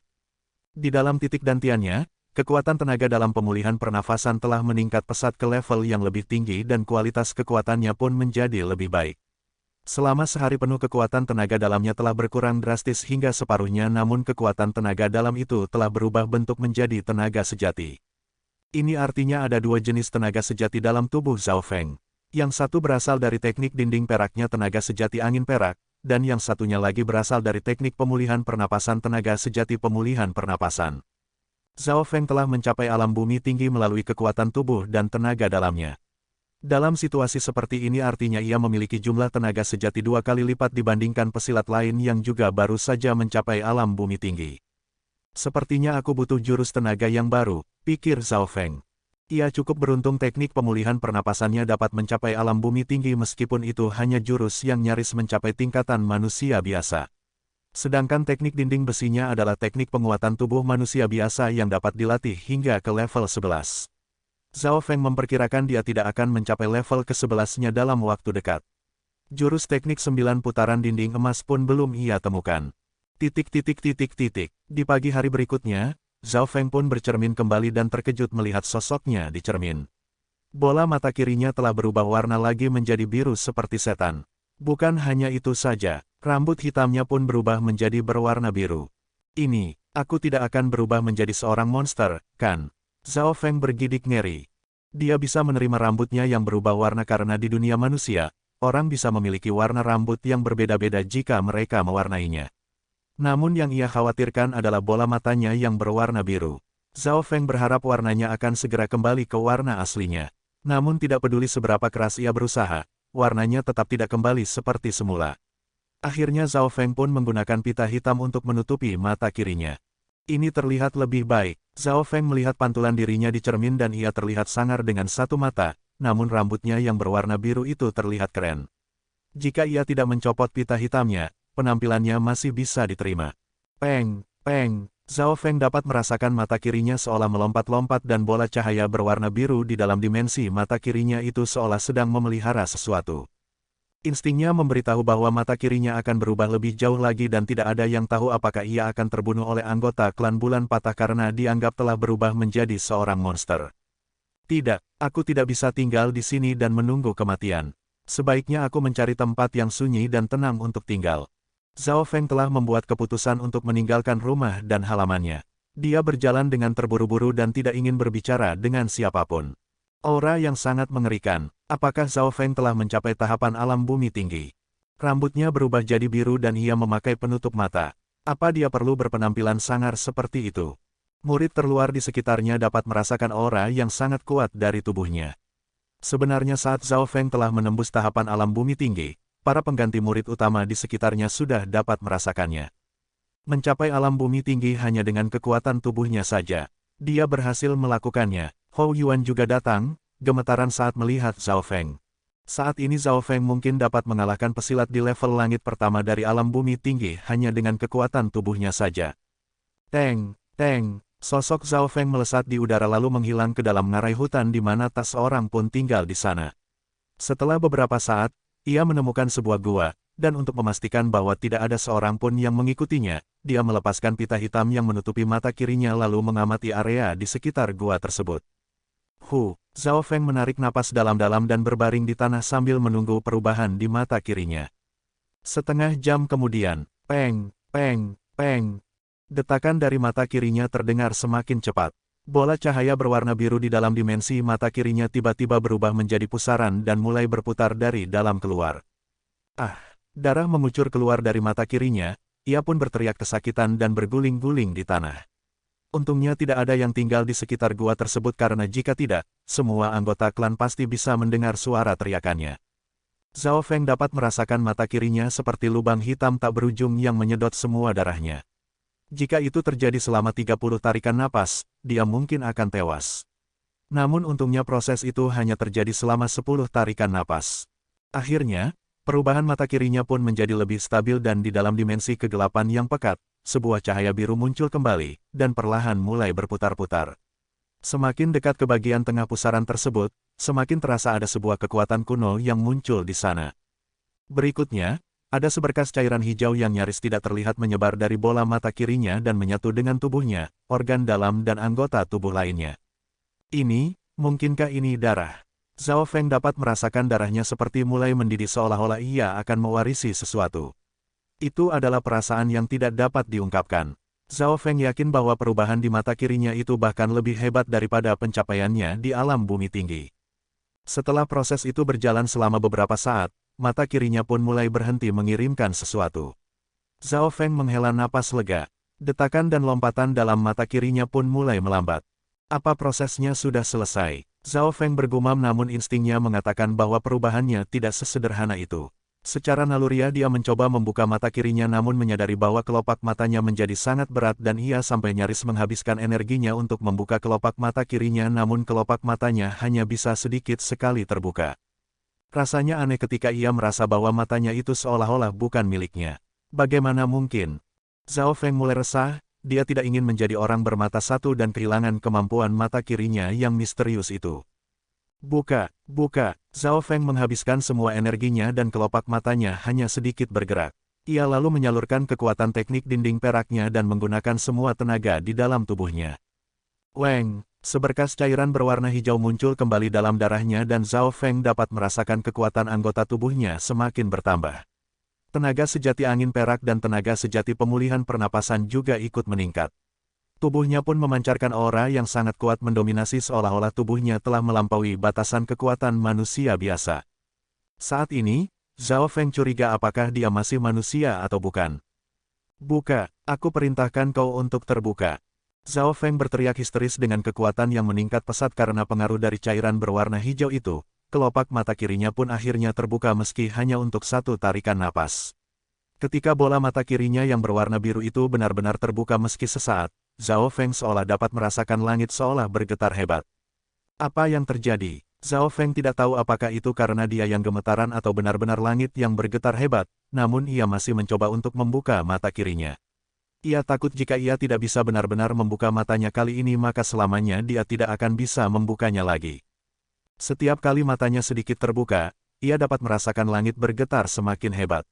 Sepertinya getaran itu berasal dari angkasa, namun Zhao Feng bisa melihat dari kejauhan bahwa para murid klan bulan patah tidak terpengaruh sama sekali. Apa hanya dia yang merasakannya saja? Zhao Feng tidak tahu bahwa ketika dia berusaha membuka mata kirinya, semua pesilat di klan bulan patah yang berada di tahapan alam roh sejati atau yang lebih tinggi dapat merasakan jantung mereka bergetar hebat. Di dalam sebuah gedung berwarna hijau. Wah! Seorang pria tampan berjubah putih tiba-tiba muntah darah dan terbangun dari meditasinya. Apa yang sebenarnya sedang terjadi? Wajah Master Haiyun terlihat pucat pasi, jantungnya pun bergetar tidak terkontrol. Itu seperti pengaruh kekuatan dari dasar jiwa dan aliran darahnya. Di saat yang sama, setiap pesilat yang berada di tahapan alam roh sejati dan yang lebih tinggi di dalam benua bunga biru dapat merasakan jiwa dan darah mereka pun bergetar hebat. Semakin tinggi level pelatihan seseorang, semakin kuat pula aura yang mereka rasakan dan pesilat yang sedang bermeditasi pun akan muntah darah. Hanya pada saat Zhao Feng benar-benar dapat membuka matanya maka getaran hebat itu pun mulai menghilang. Huang, Zhao Feng merasakan kepalanya bergetar, sebuah sinar yang transparan muncul dan keluar dari dalam bola mata birunya. Sinar yang transparan itu sepertinya melesat ke arah gunung dan melewati area klan bulan patah lalu menghilang ke dalam awan putih yang berarak di langit. Zhao Feng tidak dapat menggambarkan seperti apa sinar yang transparan itu. Sepertinya sinar itu memiliki kekuatan untuk melihat dan menembus semua hal yang ada di dunia ini. Kekuatan yang terbangun, 2. Sinar transparan yang melesat ke udara itu terlihat seperti sinar dewa yang menembus langsung ke langit. Namun, para anggota klan bulan patah tidak dapat melihat atau merasakan sinar tersebut. Hanya pesilat yang berada di tahapan alam roh sejati atau yang lebih tinggi dapat merasakan udara di sekitar mereka bergetar hebat. Namun itu semua terasa seperti ilusi. Hanya sedikit orang di benua bunga biru yang dapat merasakan perubahan di langit. Benua bagian barat, di sebuah istana kuno yang sangat besar. Huang, bebatuan kuno di dalam sebuah aula yang berusia ribuan tahun itu mulai berdering. Batu itu sepertinya berasal dari zaman yang sangat kuno karena seorang pesilat di tahapan alam roh sejati pun tidak akan dapat menggoresnya. Namun saat ini, batu-batu tersebut mulai retak. Ini tidak bagus. Batu prima langit mulai hancur. Kenapa batu-batu itu mulai retak tanpa sebab seperti itu? Apa akan ada kejadian buruk yang akan terjadi? Keributan terjadi di sekitar istana tersebut. Kiyu, seberkas sinar melesat di udara dan mendarat di depan batu prima langit. Ya Tuhan, apa yang sedang terjadi? Puluhan aura yang sangat kuat melayang di sekitar batu prima langit. Di depan batu tersebut terlihat sesosok berwarna ungu perlahan mengulurkan tangannya dan menggenggam batu prima langit. Weng, batu itu bergetar. Beberapa kalimat aneh muncul di permukaan batu tersebut. Kalimat itu sangat rumit dan selalu berubah-ubah. Sosok berwarna ungu itu pun terlihat kesulitan. Aura yang menakutkan itu pun melesat pergi dan puluhan pesilat di alam roh sejati di sekitarnya pun menatap tuan mereka dengan ketakutan. Beberapa saat kemudian, semakin banyak anggota klan yang berdatangan. Namun tuan mereka yang berdiri di depan batu prima langit itu memancarkan kekuatan aura yang membuat mereka kesulitan untuk bernapas. Apa artinya batu prima langit yang mulai retak itu? Bahkan guru kami dari alam inti asal pun datang. Masih ada pesilat di tahapan alam inti asal di benua ini. Setelah waktu yang cukup lama, tuan mereka itu perlahan melepaskan genggamannya. Hanya ada dua kata yang bisa ku ketahui dari batu prima langit itu, ujar tuan tersebut dengan lembut. Dua kata apa? Para petinggi klan bertanya. Tuan mereka menatap langit dan ia melihat mata langit menatap dingin ke bawah. Itu sepertinya sebuah ilusi. Mata dewa, tuan mereka akhirnya berbicara saat seberkas darah muncul di sudut bibirnya. Titik. Di suatu tempat yang jauh, galaksi. Di dalam istana yang menakutkan. Roar, 9 naga melonglong di dalam istana dan seorang raja menatap ke atas langit. Awan terlihat terus berubah-ubah. Apa artinya ini? Raja melihat ke atas dengan dingin, ia memerintahkan para naganya untuk memindahkan awan yang menghalangi pandangannya. Ini pertama kali hal ini terjadi sejak kerajaan ini terbentuk. Seorang pria tua yang penuh kerutan di wajah dan rambutnya yang beruban pun menatap ke langit. Di mana? Terdengar suara yang begitu dominan. Mungkin di suatu tempat yang dekat, orang tua itu menjawab meski tak yakin. Semua pesilat di tahapan alam yang lebih tinggi menatap ke arah langit. Para naga akhirnya dapat mendorong awan-awan yang menghalangi pandangan ke langit dan mata langit pun muncul saat ia menatap dengan dingin ke planet tersebut. Apa artinya ini? Semua pesilat berseru. Mata dewa. Itu adalah mata dewa yang belum pernah terlihat sebelumnya. Sepertinya itu bukan salah satu dari 8 mata dewa yang hebat, namun tetap saja menakutkan. Para pesilat sibuk berdiskusi dan kericuhan pun terjadi. Hanya raja dan orang tua berambut putih yang tetap diam saat mereka menatap mata langit di angkasa. Setelah beberapa saat, orang tua berambut putih itu mengayunkan tongkatnya ke udara dan 9 naga pun bergerak menyerang ke arah langit namun mereka pun menghilang saat mencapai mata langit. Akhirnya langit telah membuka matanya. Orang tua itu menangis terisak saat mata langit perlahan menghilang. Titik titik titik titik titik. Di lautan berwarna abu-abu, sebuah kapal layar hitam yang menakutkan mengambang. Kapal layar hitam itu berukuran raksasa dan siapapun yang berada di bawah kapal itu akan merasa hari menjadi gelap seperti malam. Saat ini, semua makhluk menyembah sebuah sosok yang memimpin kapal tersebut. Tidak ada cahaya di sekitar sosok tersebut seolah-olah semua cahaya tersedot oleh kehadirannya. Sosok hitam itu berdiri di ujung depan kapal layar, melihat ke arah lautan yang tak berujung. Weng, laut yang berwarna abu-abu itu tiba-tiba bergetar dan mata langit muncul di langit. Selain sosok hitam itu, semua makhluk langsung gemetar ketakutan. Sosok hitam itu membuka sepasang bola matanya yang berwarna hitam dan menatap dingin ke arah mata langit. Setelah beberapa saat mata langit itu pun perlahan menghilang, seolah-olah mata itu hanya sedang melihat pemandangan saja. Saat ini ada tambahan satu lagi mata dewa. Totalnya menjadi 9. Apa artinya semua ini? Mungkin situasi saat ini akan membuat kedelapan mata dewa akan segera hancur. Matanya yang hitam pekat itu pun menghilang dan langit menjadi gelap kembali. Titik titik titik titik titik. Zhao Feng tidak tahu seberapa banyak ia telah mempengaruhi keadaan dunia ketika ia berusaha membuka mata kirinya itu. Satu-satunya hal yang dapat ia pastikan adalah adanya kekuatan sejati di dalam mata kirinya yang mulai terbangun. Ketika ia telah membuka mata kirinya, sebuah kekuatan yang sangat kuno melesat keluar dari matanya. Zhao Feng sedikit menyesal telah membuka matanya karena merasa sinar itu memiliki kekuatan yang sangat kuat. Namun itu sepertinya kekuatan yang tidak akan dapat ia kendalikan. Kerajaan kuno telah retak dan dewa kuno yang telah terbunuh akan berubah menjadi miliaran debu, meneruskan garis keturunanku dan menguasai dunia. Sebuah suara bergema dalam pikirannya. Zhao Feng pun tidak berhenti mengucek-ngucek mata kirinya. Setelah perubahan itu, mata kirinya tentu saja menjadi lebih kuat, seperti makhluk hidup yang berdiri sendiri. Ia mencoba menutup dan membuka matanya lagi. Tapi tidak ada sinar transparan yang keluar dari matanya. Zhao Feng masih dapat merasakan cairan hijau kebiruan itu di dalam tubuhnya. Saat ini ia tidak tahu efek dari cairan tersebut. Namun satu hal yang pasti, cairan itu membuatnya lebih kuat. Setelah memastikan semuanya baik-baik saja, Zhao Feng pun keluar dari gua tersebut. Ia lalu mengeluarkan cerminnya lagi. Rambutnya masih berwarna biru, namun mata kirinya telah berubah lagi menjadi warna biru yang transparan, seperti sebuah batu permata. Tidak, Zhao Feng masih tetap khawatir ia akan ditangkap oleh para petinggi klan karena berubah menjadi sesosok monster. Ia pun mencoba beberapa cara yang berbeda untuk mengembalikan warna matanya. 1000 tahun kemudian, pikir Zhao Feng, ia akan tetap mengingat kejadian hari ini dan akan menertawakannya. Beberapa saat kemudian, ia akhirnya menemukan sebuah cara. Cairan biru kehijauan yang dapat ia kendalikan itu bisa menyatu dengan mata kirinya dan menyelubungi warna matanya. Ketika ia melakukan hal tersebut, sinar biru di dalam dimensi kegelapan yang pekat akan terpisah dari mata kirinya. Zhao Feng kembali bercermin dan mata kirinya pun menjadi berwarna hitam, namun warnanya terlihat redup dan gelap. Di saat yang sama mata kirinya pun tidak dapat melihat apapun. Zhao Feng bisa menggunakan cairan biru kehijauan itu untuk mengubah warna mata kirinya, namun hal itu akan menghabiskan banyak energi. Jadi ia hanya bisa melakukannya selama beberapa jam setiap harinya. Setidaknya masih ada jalan, Zhao Feng menghela nafas lega. Ia lalu mencoba menguji kekuatan mata kirinya. Tanpa diragukan lagi, kekuatan mata kirinya telah meningkat sangat pesat saat ia telah menembus tahapan alam bumi tinggi. Pandangan, kecepatannya bergerak dan perkiraannya menjadi lebih baik.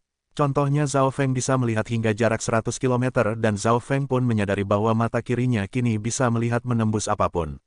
Matanya bahkan bisa menembus bebatuan di sekitarnya.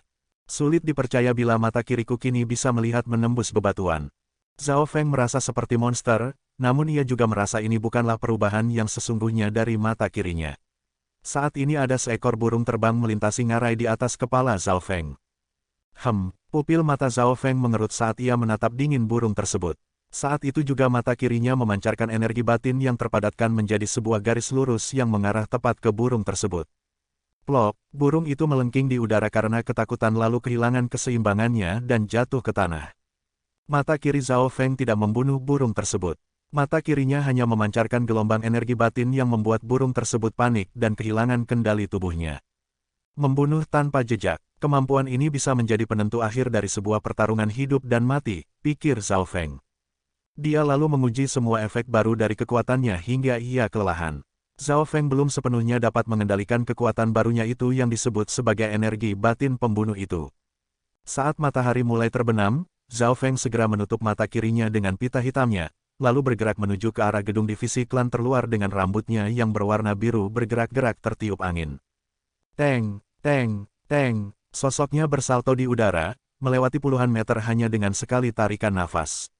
Zhao Feng menyalurkan semua tenaga sejatinya dan mencoba mengendalikan gerakan angin di sekitar tubuhnya.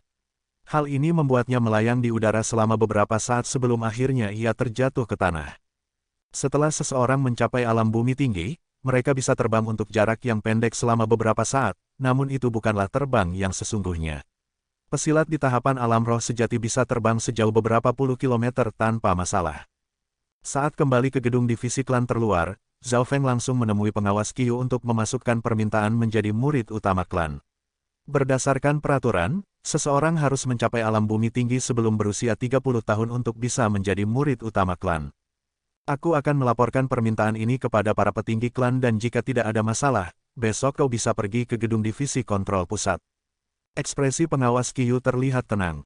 Namun saat ia melihat penutup mata dan rambut biru Zhao Feng, alisnya pun berkerut. Namun ia tidak berkata apa-apa. Awal mula seorang legenda, Zhao Feng menghela nafas lega saat ia keluar dari gedung divisi klan terluar. Sepertinya penutup mata dan rambut birunya tidak mengundang perhatian para petinggi klan. Lagi pula, banyak hal aneh terjadi di dalam klan setiap harinya. Beberapa saat kemudian Zhao Feng tiba di gedung divisi misi klan karena menginginkan sesuatu. Ia kenal beberapa ahli struktur pengaturan dan juga pandai besinya. Tentu saja Zhao Feng kesini bukan untuk mendapatkan senjata karena ia tidak memiliki banyak uang untuk meminta seorang pandai besi membuatkan senjata untuknya. Saudara Zhao, kau membutuhkanku. Seorang murid magang pandai besi mengenali Zhao Feng karena ia selalu mengikuti Pak Tua Zhang kemanapun ia pergi dan ia mendapat julukan murid jenius yang berbakat. Zhao Feng tidak sadar bahwa ia cukup terkenal di divisi klan terluar, divisi rumput kayu dan divisi misi klan. Ia adalah murid terluar yang terbaik dan baru berusia sekitar 14 atau 15 tahun. Sedangkan di divisi rumput kayu dan divisi misi klan, ia mendapat julukan murid jenius yang berbakat dan dua orang wakil ketua memperebutkannya. Aku butuh sebuah penutup mata, Zhao Feng menunjuk ke arah mata kirinya. Penutup mata, murid magang itu terpaku, ia mengira Zhao Feng menginginkan sebuah senjata. Sebuah penutup mata itu sangat mudah untuk dibuat. Zhao Feng perlahan melepaskan ikatan pita hitam dari mata kirinya dan menyalurkan cairan biru kehijauan untuk menghalangi sinar dari dalam dimensi kegelapan mata kirinya. Saat murid magang itu melihat mata kirinya, ia terkejut, mata itu yang terlihat redup, seperti tidak ada kehidupan di sana. Ia akhirnya paham kenapa Zhao Feng membutuhkan penutup mata dan ia pun bersimpati kepadanya. Saudara Zhao, jangan khawatir. Aku akan melakukan yang terbaik untuk membuat sebuah penutup mata yang sesuai untukmu. Murid magang itu mengeluarkan alat ukurnya dan mulai langsung bekerja. Ia lalu berkata pada Zhao Feng untuk datang kembali esok hari dan Zhao Feng pun memberikan 2 buah batu kristal prima kepada murid magang itu. Di malam hari, Zhao Feng memejamkan matanya, meneliti cairan biru kehijauan dan kekuatan dari mata kirinya. Di dalam dimensi mata kirinya, pusaran cahaya biru berputar dari dalam keluar dan ketika Zhao Feng mencoba menyentuhnya dengan kesadarannya, dia dapat merasakan kehadiran aura yang sangat kuno. Setelah melakukan banyak uji coba, akhirnya ia menyimpulkan kekuatan mata kirinya adalah 1. Meningkatkan daya penglihatannya dan bisa memperbesar objek, memperluas jarak pandangnya, serta memiliki kemampuan melihat tembus pandang. 2. Daya analisa dan kecepatan bereaksi yang lebih cepat dari sebelumnya. 3. Mengingat semua hal yang ia lihat meski hanya sekilas. 4. Energi batin pembunuh. Tentu saja itu kemampuan yang Zhao Feng dapat ketahui sejauh ini. Selain itu, ada juga kemampuan pasif seperti sikap tenang yang sangat ekstrim.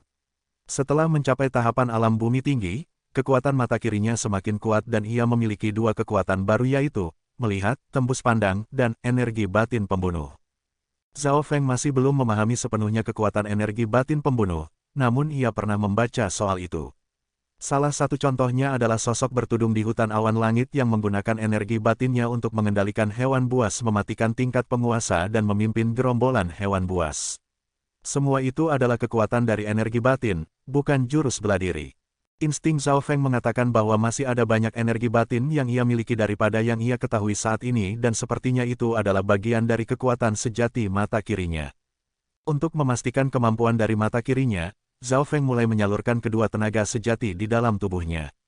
Salah satu tenaga sejatinya berasal dari teknik dinding perak dan bernama tenaga sejati angin perak. Tenaga sejati ini tergolong unik karena lahir dari tubuhnya dan secara perlahan menyatu ke dalam dantiannya. Namun masalahnya di dantiannya telah berisi tenaga sejati pemulihan pernafasan. Kondisi Zhao Feng saat ini sangat spesial, karena tidak ada seorang pesilat pun yang pernah mengalami hal serupa selama 100 tahun terakhir. Pertama, tidak banyak orang yang melatih teknik penguatan tubuh hingga mencapai tahapan alam bumi tinggi. Jurus penguatan tubuh itu merupakan teknik yang memiliki perkembangan sangat lambat dan jurus ini membutuhkan banyak bakat, sumber daya pelatihan dan usaha keras. Lagi pula klan Bulan Patah bukanlah klan yang memfokuskan pada jurus penguatan tubuh. Kedua, tidak banyak pesilat yang berhasil menembus alam bumi tinggi dengan kekuatan jurus dan teknik penguatan tubuh sekaligus. Itu sebabnya dalam tubuh Zhao Feng terdapat dua tenaga sejati, yang artinya ia memiliki kualitas tenaga sejati lebih banyak 2 kali lipat dibandingkan pesilat lain di level langit pertama dari tahapan alam bumi tinggi. Orang biasa mungkin akan menyerah pada satu tenaga sejati saja, namun tenaga sejati pemulihan pernafasan milik Zhao Feng telah menyatu dengan hampir semua jurusnya. Jadi, sebenarnya tenaga sejati pemulihan pernafasan seharusnya tidak dapat mencapai tahapan alam bumi tinggi, namun sekali lagi, tubuh Zhao Feng membuat sebuah keajaiban. Teknik pemulihan pernafasan telah melampaui level maksimalnya dan ketika jurus apapun telah melampaui level maksimalnya, jurus itu akan menjadi sebuah jurus baru yang berbeda. Dengan begini, aku tidak perlu menghilangkan salah satu tenaga sejati, aku bisa menggabungkan keduanya dan membuatnya menjadi lebih kuat. Seberkas sinar terpancar di mata Zhao Feng. Mata kirinya mulai menganalisa semua data yang ia miliki. Beberapa saat kemudian Zhao Feng mendapatkan satu kesimpulan. Begitu kedua tenaga sejati itu menyatu dan saling menguatkan, aku bisa mencapai puncak level langit pertama dalam waktu singkat dan level langit kedua tidak akan lama lagi. 7 level langit dari tahapan alam bumi tinggi. Dari namanya saja, setiap levelnya memiliki perbedaan seperti langit dan bumi. Perbedaan setiap level langitnya bahkan lebih besar dari 9 level di jalur bela diri biasa. Itu sebabnya level langit ini sangat sulit ditembus dan banyak pesilat yang tetap berada di level langit pertama atau langit kedua di alam bumi tinggi tanpa perubahan sama sekali seumur hidupnya. Lalu mengapa Panglima Guanjun begitu mementingkan potensi bakat seseorang? Itu karena dia telah mengetahui perbedaan dari setiap level langit di alam bumi tinggi. Jika potensi bakat seseorang tidak terlalu tinggi meskipun mereka telah mencapai tahapan alam bumi tinggi, mereka akan kesulitan dan bahkan tidak akan dapat menembus ke tahapan alam roh sejati. Setelah menjadi anggota klan, Zhao Feng akhirnya paham maksud dari pemikiran Panglima Guanjun dan mengapa ia menaruh harapan besar kepada Bei Moi. Jika dibandingkan dengan murid Panglima Guanjun yang lainnya, Zhao Feng hanya memiliki potensi bakat tubuh jiwa setengah spiritual dan ia sangat beruntung bisa menjadi salah satu murid Panglima Guanjun. Kehidupan, keberuntungan, Zhao Feng mulai percaya pada keberuntungannya. Jika bukan karena pemikiran Panglima Guanjun, dia bahkan mungkin tidak tahu soal klan Bulan Patah. Dia mungkin akan berhadapan dengan tantangan yang lebih hebat. Jika tidak ada kejadian yang penting, Zhao Feng seharusnya bisa menjadi murid utama klan esok hari. Murid utama klan, itu adalah tahapan di mana para pesilat jenius yang sebenarnya akan bertarung. Bei Moi, Quan Chen, Sun Yuanhao, Li Yue, Ran Xiaoyuan, dan para pesilat jenius lainnya yang telah menjadi murid utama klan. Xiao Sun dan Yun Mengxian telah menjadi murid utama klan beberapa hari yang lalu dan Zhao Feng juga akan segera menjadi salah satu murid utama juga. Namun ia masih ingin memasuki ujian lainnya, ujian Istana Puncak. Zhao Feng tidak tahu banyak soal ujian tersebut, namun ia tahu bahwa ujian itu bisa mengubah nasib seseorang dan ia juga telah memiliki kesepakatan dengan Pak Tua Zhang dan Pak Tua Guan. Ujian Istana Puncak ini diadakan setiap 5 tahun sekali dan jika Zhao Feng tidak bisa ikut dalam ujian kali ini, itu artinya keberuntungannya di dunia persilatan tidak terlalu kuat dan ia sebaiknya bekerja di bidang pembuatan pil obat dan struktur pengaturan saja. Di malam hari, Zhao Feng masih terus berlatih dan bermeditasi. Proses penyatuan kedua tenaga sejati itu sangat lambat. Zhao Feng memperkirakan bahwa ia akan butuh 1 bulan untuk dapat sepenuhnya menyatukan kedua tenaga sejati itu yang akan membuatnya bisa mencapai puncak level langit pertama di alam bumi tinggi. Murid utama klan biasanya butuh waktu antara 1 hingga 2 tahun. Namun jika ada bantuan sumber daya pelatihan dari tabib pembuat pil obat, waktunya dapat dipersingkat. Saat kedua tenaga sejati di tubuh Zhao Feng perlahan menyatu, Zhao Feng mulai mengatur jurus yang dimilikinya saat ini. Teknik dinding perak, level ke-10A mencapai alam bumi tinggi dengan kekuatan tubuhnya saja dan bisa melawan pesilat di level langit pertama tanpa jurus apapun lagi. Tapak angin petir, level ke-3A bagian dari 3 level terendahnya. Sepengetahuannya, hanya sedikit pesilat yang bisa melatih jurus manusia biasa tingkat menengah di level terendahnya itu. 4 jurus kuda-kuda angin, 3 jurus pertamanya telah dilatih hingga ke level maksimalnya dan jurus yang terakhir telah dilatih hingga 70-80%. Namun kerusakan yang ditimbulkan oleh jurus keempatnya ini sudah dapat melampaui 3 jurus kuda-kuda angin lainnya. Kekuatan jurus keempatnya itu bahkan telah melampaui kekuatan jurus jari bintang yang digabungkan dengan kuda-kuda angin puyuh. Gambar ilusi ikan, sudah dipahami hingga ke perubahan yang kelima. Meskipun gambar tersebut tidak memiliki kekuatan untuk menyerang lawan, namun ilusinya membantu pergerakan jurus dan struktur pengaturan dengan sangat baik. Contohnya saat Zhao Feng menggabungkan petunjuk yang ia dapatkan dari gambar ilusi ikan ini, serangan dan pergerakannya menghasilkan ilusi gerak yang dapat menipu lawannya. Gambar ini fokus pada kata ilusi dan Zhao Feng telah mulai memahami petunjuk gambarnya. Hingga saat ini, Zhao Feng hanya dapat memahami perubahan gerakannya dan jurus lainnya telah mencapai level puncaknya. Sayangnya jurus-jurus itu masih terlalu lemah untuk digunakan. Itu artinya Zhao Feng sebenarnya cuma memiliki 2 jurus yang telah ia latih, teknik dinding perak dan tapak angin petir. Teknik dinding peraknya telah mencapai level ke-10 dari 11 levelnya dari jurus ini tidak akan banyak berguna setelah ia mencapai level langit kedua. Itulah batasan dari jurus bela diri manusia biasa tingkat rendah. Sedangkan tapak angin petirnya bisa berguna hingga ke level langit ke-6 dari alam bumi tinggi. Keesokan harinya Zhao Feng bangun lebih pagi, segera menuju ke divisi misi klan.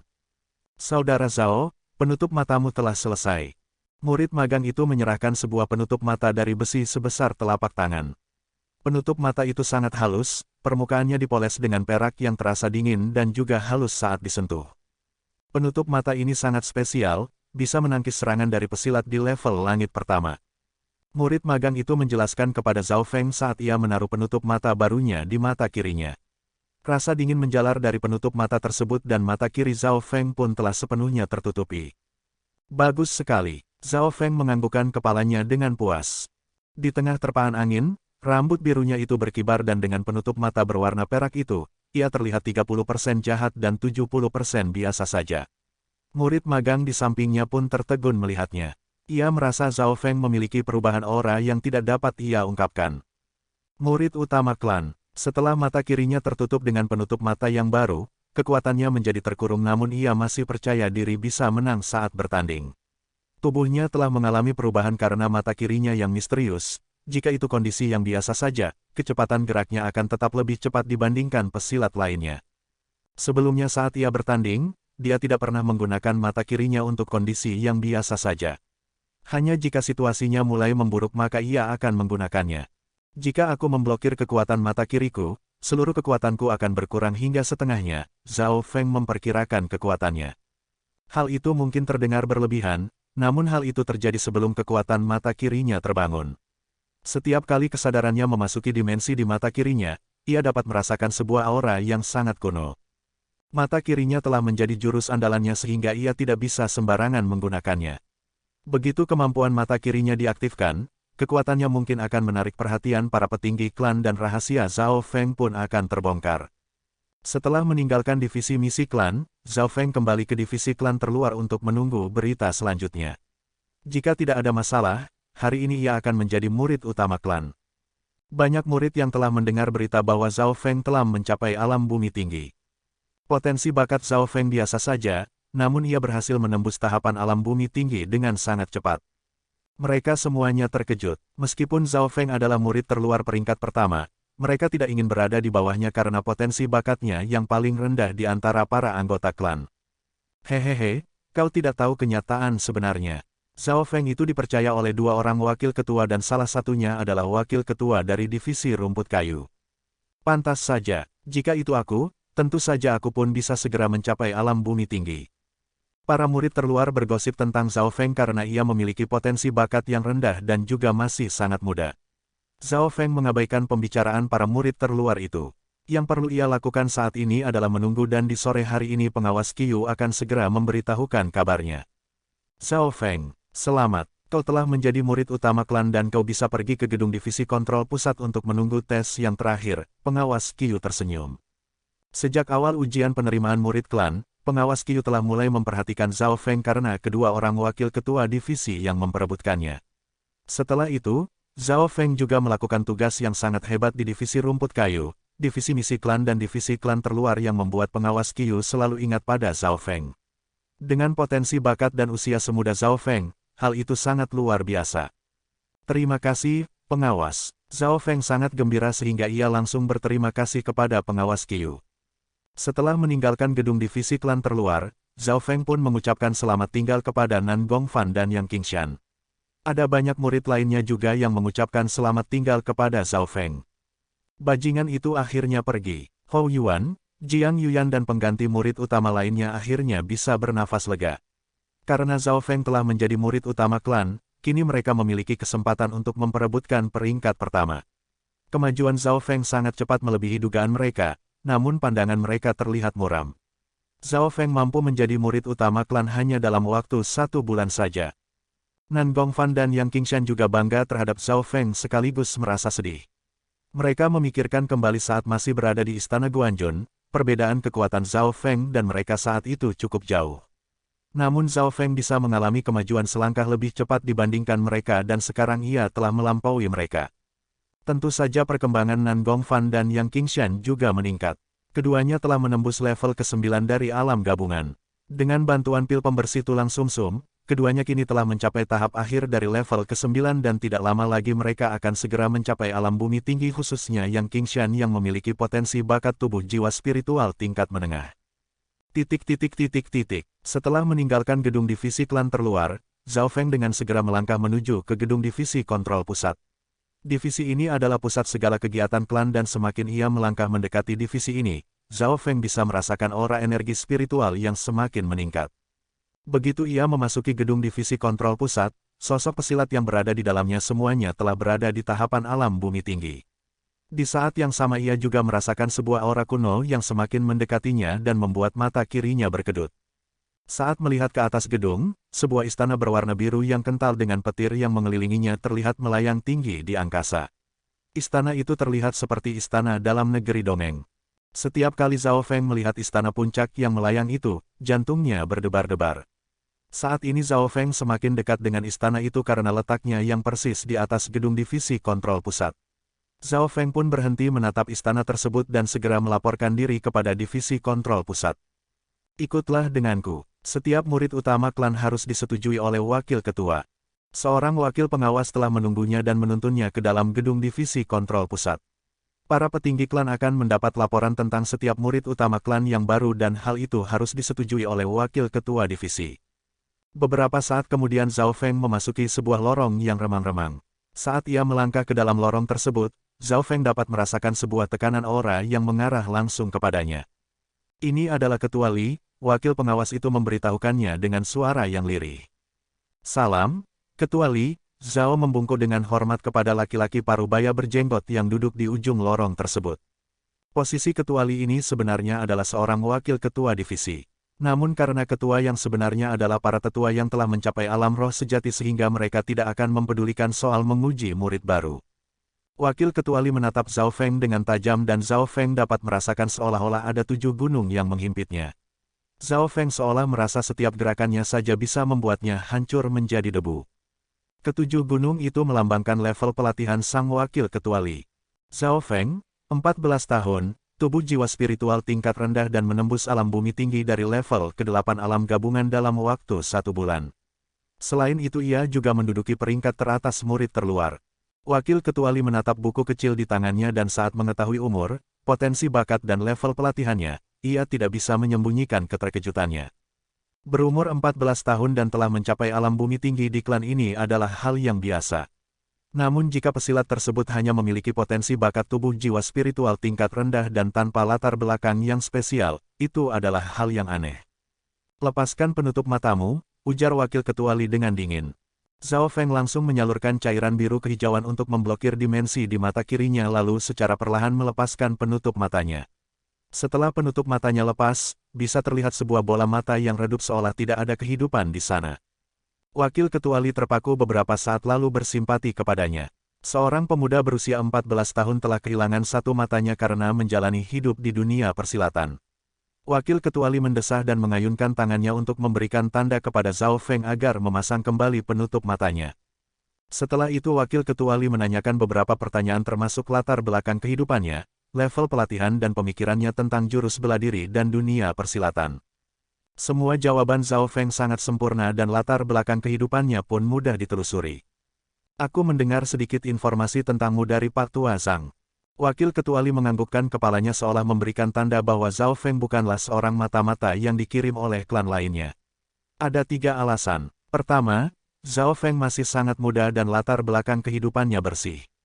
Kedua, dia direkomendasikan oleh Panglima Guanjun. Ketiga, 2 orang wakil ketua memuji keahlian Zhao Feng. Karena 3 alasan tersebut, maka kecurigaan Wakil Ketua Li pun langsung hilang. Setelah pertanyaan-pertanyaan tersebut, Zhao Feng menerima sebuah keping baru yang menandakan bahwa sekarang ia telah resmi menjadi murid utama klan. Mulai hari ini, kau adalah seorang murid utama klan Bulan Patah. Wakil pengawas dari Divisi Kontrol Pusat kemudian menunjukkan tempat di mana Zhao Feng akan tinggal. Sebagai murid utama klan, ia akan mendapatkan pelayanan yang jauh lebih baik dan juga ada beberapa pelayan untuknya. Setiap murid utama klan mendapatkan 10 batu kristal prima di bawah standar setiap bulannya dan juga sebuah pil spiritual yang asli setiap 2 hingga 3 bulan sekali. Pil spiritual ini merupakan pil obat di tingkatan yang lebih tinggi daripada pil pembersih tulang sumsum dan harganya pun 10 kali lipat lebih mahal. Di hari yang sama, Zhao Feng pun mendapatkan pakaian bergaris hitam dengan simbol bulan sabit di belakangnya. Saat menerima baju itu, Zhao Feng menyadari semua hal yang disediakan di dalam klan tidaklah sesederhana yang terlihat. Contohnya pakaian yang ia dapatkan itu dibuat dari bahan yang khusus. Bahan itu akan terasa hangat pada musim dingin dan terasa dingin pada musim panas. Selain itu, bahan pakaian ini pun dapat menahan serangan jurus dari pesilat di level ke-9 dari alam gabungan. Pesilat-pesilat seperti Bei Moi, Ran Xiaoyuan dan Quan Chen pun memakai pakaian seperti itu. Zhao Feng harus mengetahui peraturan di tempatnya yang baru dan wakil pengawas memberitahukan semua aturan-aturan yang paling penting. Murid utama klan tidak ada yang melebihi umur 30. Jika mereka telah mencapai umur 30 tahun, mereka bukan lagi murid klan dan mereka akan dikirim untuk melakukan sebuah tugas. Akan ada sistem peringkat untuk murid utama klan. Di klan Bulan Patah, hanya ada sekitar 100-an lebih murid utama dan hanya peringkat 10 besar yang disebut sebagai murid inti. Kekuatan para murid inti ini sangat mengerikan. Mereka adalah pesilat yang telah mencapai level langit keempat dari alam bumi tinggi dan mereka juga merupakan murid langsung dari salah satu tetua dari para master klan. Selain itu, murid inti terbaik yang menduduki peringkat 1 juga mendapat julukan murid tingkat pertama. Murid tingkat pertama di generasi kali ini telah mencapai level pelatihan yang sangat luar biasa, level langit ke-6 dari alam bumi tinggi dan cukup terkenal di antara 13 klan di dunia. Murid inti, murid tingkat pertama. Sebuah siklus muncul di hati Zhao Feng. Orang-orang seperti Bei Moi dan Quan Chen tidak memiliki banyak kekuatan dan kekuasaan seperti para murid inti. Pesilat seperti Yuan yang ia temui di kolam 1000 daun mungkin merupakan seorang murid inti klan karena ia telah mencapai level langit keempat dari alam bumi tinggi. Saat memikirkan tentang Yuan, Zhao Feng tiba-tiba merasa tersedak namun penuh rasa terima kasih saat ia mengingat pertemuannya dengan Ran Xiaoyuan. Saat keluar dari rumah barunya, Zhao Feng mulai melihat sekelilingnya karena ingin mengetahui siapa tetangganya dan ternyata Xiao Sun, Yun Mengxiang dan juga Lin Fan yang merupakan murid terluar yang terbaik sebelum Zhao Feng semuanya tinggal berdekatan dengannya. Mereka semua dulunya adalah murid terluar klan, jadi hubungan mereka cukup akrab. Zhao Feng, mulut Xiao Sun ternganga seolah ia sedang melihat hantu. Ia tidak pernah menyangka bahwa Zhao Feng bisa menjadi murid utama klan. Saat ia masih menjadi murid terluar, ia membenci Zhao Feng karena berada di peringkat pertama. Namun karena ia telah terlebih dahulu menjadi murid utama, ia merasa jauh lebih baik dibandingkan Zhao Feng. Namun ia tak menyangka Zhao Feng juga akan menjadi murid utama beberapa hari setelahnya. Saudara, Zhao, Yun Mengxiang dan Lin Fan keluar dari rumah, ekspresi mereka campur aduk saat melihat Zhao Feng seolah-olah mereka juga telah melihat hantu. Pertemuan murid utama klan. Apa, berandalan itu telah menjadi murid utama klan? Mulut Quan Chen pun ternganga saat ketenangan dirinya pun langsung menghilang ketika mendengar berita soal Zhao Feng. Berita ini berasal dari Divisi Kontrol Pusat. Zhao Feng telah lolos tes konfirmasi yang terakhir dan ia telah resmi menjadi murid utama. Semuanya terjadi begitu cepat. Zhao Feng telah melaporkan bahwa ia telah menembus alam bumi tinggi dan 3 hari kemudian permintaannya telah disetujui. Saat mengetahui berita tersebut, Quan Chen langsung kehilangan semangat untuk berlatih. 1 bulan lalu, Zhao Feng hanyalah seekor semut yang berada di level ke-8 alam gabungan. Jika Zhao Feng memiliki potensi bakat yang tinggi seperti Bei Moi dan memiliki guru seorang tetua maka hal itu bisa saja terjadi. Namun masalahnya potensi bakat Zhao Feng rendah dan ia masih sangat muda. Bahkan Quan Chen pun hanya bisa berada di puncak level ke-9 dari alam gabungan saat seusia Zhao Feng. Tidak, aku harus segera memberitahukan guru soal berita ini. Quan Chen menjadi tidak sabar dan segera beranjak menuju ke kediaman Master Haiyun. Tuan Besar terluka saat bermeditasi. Jadi, saat ini ia sedang memulihkan dirinya, ujar seorang penjaga. Terluka, Quan Chen terkejut. Berdasarkan pengamatannya, ada lebih dari 1 tetua yang terluka di klan bulan patah sejak kemarin. Banyak tetua yang terluka di hari yang sama itu sangat aneh. Namun memang demikianlah kenyataan saat ini. 2 hari sebelum Zhao Feng menjadi murid utama, banyak para tetua yang sedang dalam meditasi tertutup tiba-tiba muntah darah, namun tidak ada yang tahu apa yang sebenarnya terjadi. Melihat bahwa gurunya sedang dalam pemulihan, Quan Chen pun hanya bisa menghubungi murid Master Haiyun yang lainnya. Master Haiyun memiliki 4 murid inti dan dari semuanya, Bei Moi yang memiliki potensi bakat tertinggi. Quan Chen berada di posisi ketiga dan ia telah mencapai level langit ketiga dari alam bumi tinggi. Ada 2 murid lain di atas Quan Chen. Yang pertama adalah Wu Li, merupakan murid yang paling tua dan telah mencapai puncak dari level langit kelima dari alam bumi tinggi. Ia telah mendapatkan tugas sebagai wakil pengawas karena usianya yang sudah di atas 30 tahun. Murid yang kedua adalah Yuanzi yang belum genap berusia 20 tahun namun telah mencapai level langit keempat. Yuanzi juga merupakan salah satu dari 10 murid inti klan. Di hari yang sama, para murid Master Haiyun pun berkumpul. Murid pertama, Wu Li telah pergi untuk sebuah misi dan ia tidak berada di dalam wilayah klan. Murid kedua, Yuanzi. Murid ketiga Quan Chen dan murid keempat, Bei Moi. Kau bilang bahwa ia telah menjadi murid utama. Bei Moi sangat terkejut. Ia tahu potensi bakat semua murid Panglima Guanjun, dan selain dirinya, Yang Qingshan lah yang memiliki potensi bakat tertinggi. Tadinya ia berpikir bahwa Yang Qingshan yang akan pertama menjadi murid utama. Namun Yang Qingshan tidak memiliki dukungan sama sekali. Jadi bisa dipastikan Yang Qingshan akan butuh waktu setidaknya 1 tahun untuk menjadi murid utama klan. Aku sangat yakin bahwa anak itu terlalu aneh. Quan Chen menjadi frustasi saat menyebutkan nama Zhao Feng. Sebelumnya, ia telah berusaha menindasnya namun tidak ada yang berhasil. Saudara Bei, apa ada hal yang spesial dari si Zhao Feng ini? Murid kedua, Yuanzi bertanya sambil tersenyum. Sebagai murid inti dari klan Bulan Patah, ia tidak mempedulikan soal seorang pesilat yang baru saja menjadi murid utama klan namun ia menjadi sedikit tertarik terhadap Zhao Feng. Pemuda ini, menyebutkan nama Zhao Feng, Bei Moi mengernyitkan alisnya karena ia pernah kalah dari Zhao Feng dari segi ingatan dan nilai pertempuran saat serangan gerombolan hewan buas. Tentu saja seseorang seangkuh Bei Moi tidak akan menyebutkan fakta tersebut. Potensi bakatnya biasa saja namun ingatannya sangat bagus dan ia sepertinya fokus pada latihan penguatan tubuh. Kekuatannya untuk bertarung juga sangat kuat. Bei Moi memberikan penilaian tentang Zhao Feng. Hehe, Yuanzi tertawa. Ketika si berandalan ini masih menjadi murid terluar, kita memang tidak bisa apa-apa. Tapi sekarang ia adalah murid utama klan. Seharusnya akan lebih mudah untuk mengerjainya. Itu benar, mata Quan Chen pun langsung berbinar-binar. Murid terluar dan murid utama itu seperti 2 kelompok yang tidak bisa digabungkan dan Zhao Feng kini telah memasuki kelompok mereka. Kenapa juga harus memberitahukan guru kita soal hal kecil seperti ini?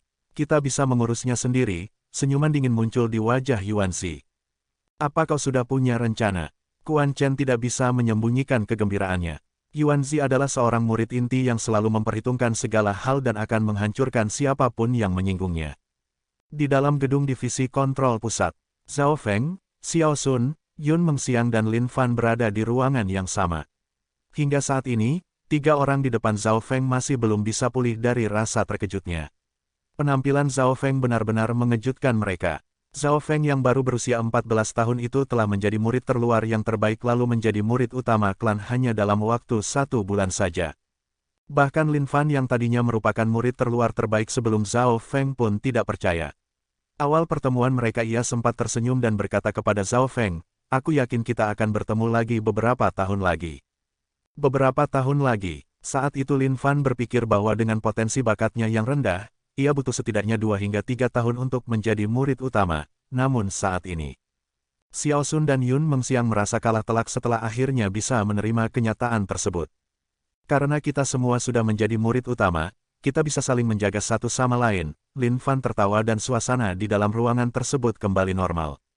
Karena Zhao Feng baru saja menjadi murid utama dibandingkan yang lainnya, dia memiliki beberapa pertanyaan dan mereka bertiga pun menjawab pertanyaan-pertanyaan Zhao Feng. Kita baru saja menjadi murid utama dan kita punya level pelatihan yang terendah. Jadi kita harus berhati-hati dalam melakukan apapun. Jangan sampai kita menyinggung murid utama lainnya, khususnya para murid inti. Lin Fan mendesah. Ketika ia menyebutkan soal murid inti, semuanya pun ikut mendesah tak berdaya. Murid inti setidaknya berada di level langit keempat dari alam bumi tinggi dan mereka memiliki dukungan yang kuat. Suasana di klan bulan patah cukup tenang dan damai saat ini. Kebanyakan murid-murid berlatih mempersiapkan diri untuk ujian istana puncak 3 bulan lagi. Yun Mengxiang pun mendesah dengan rasa penyesalan dan keengganan di matanya.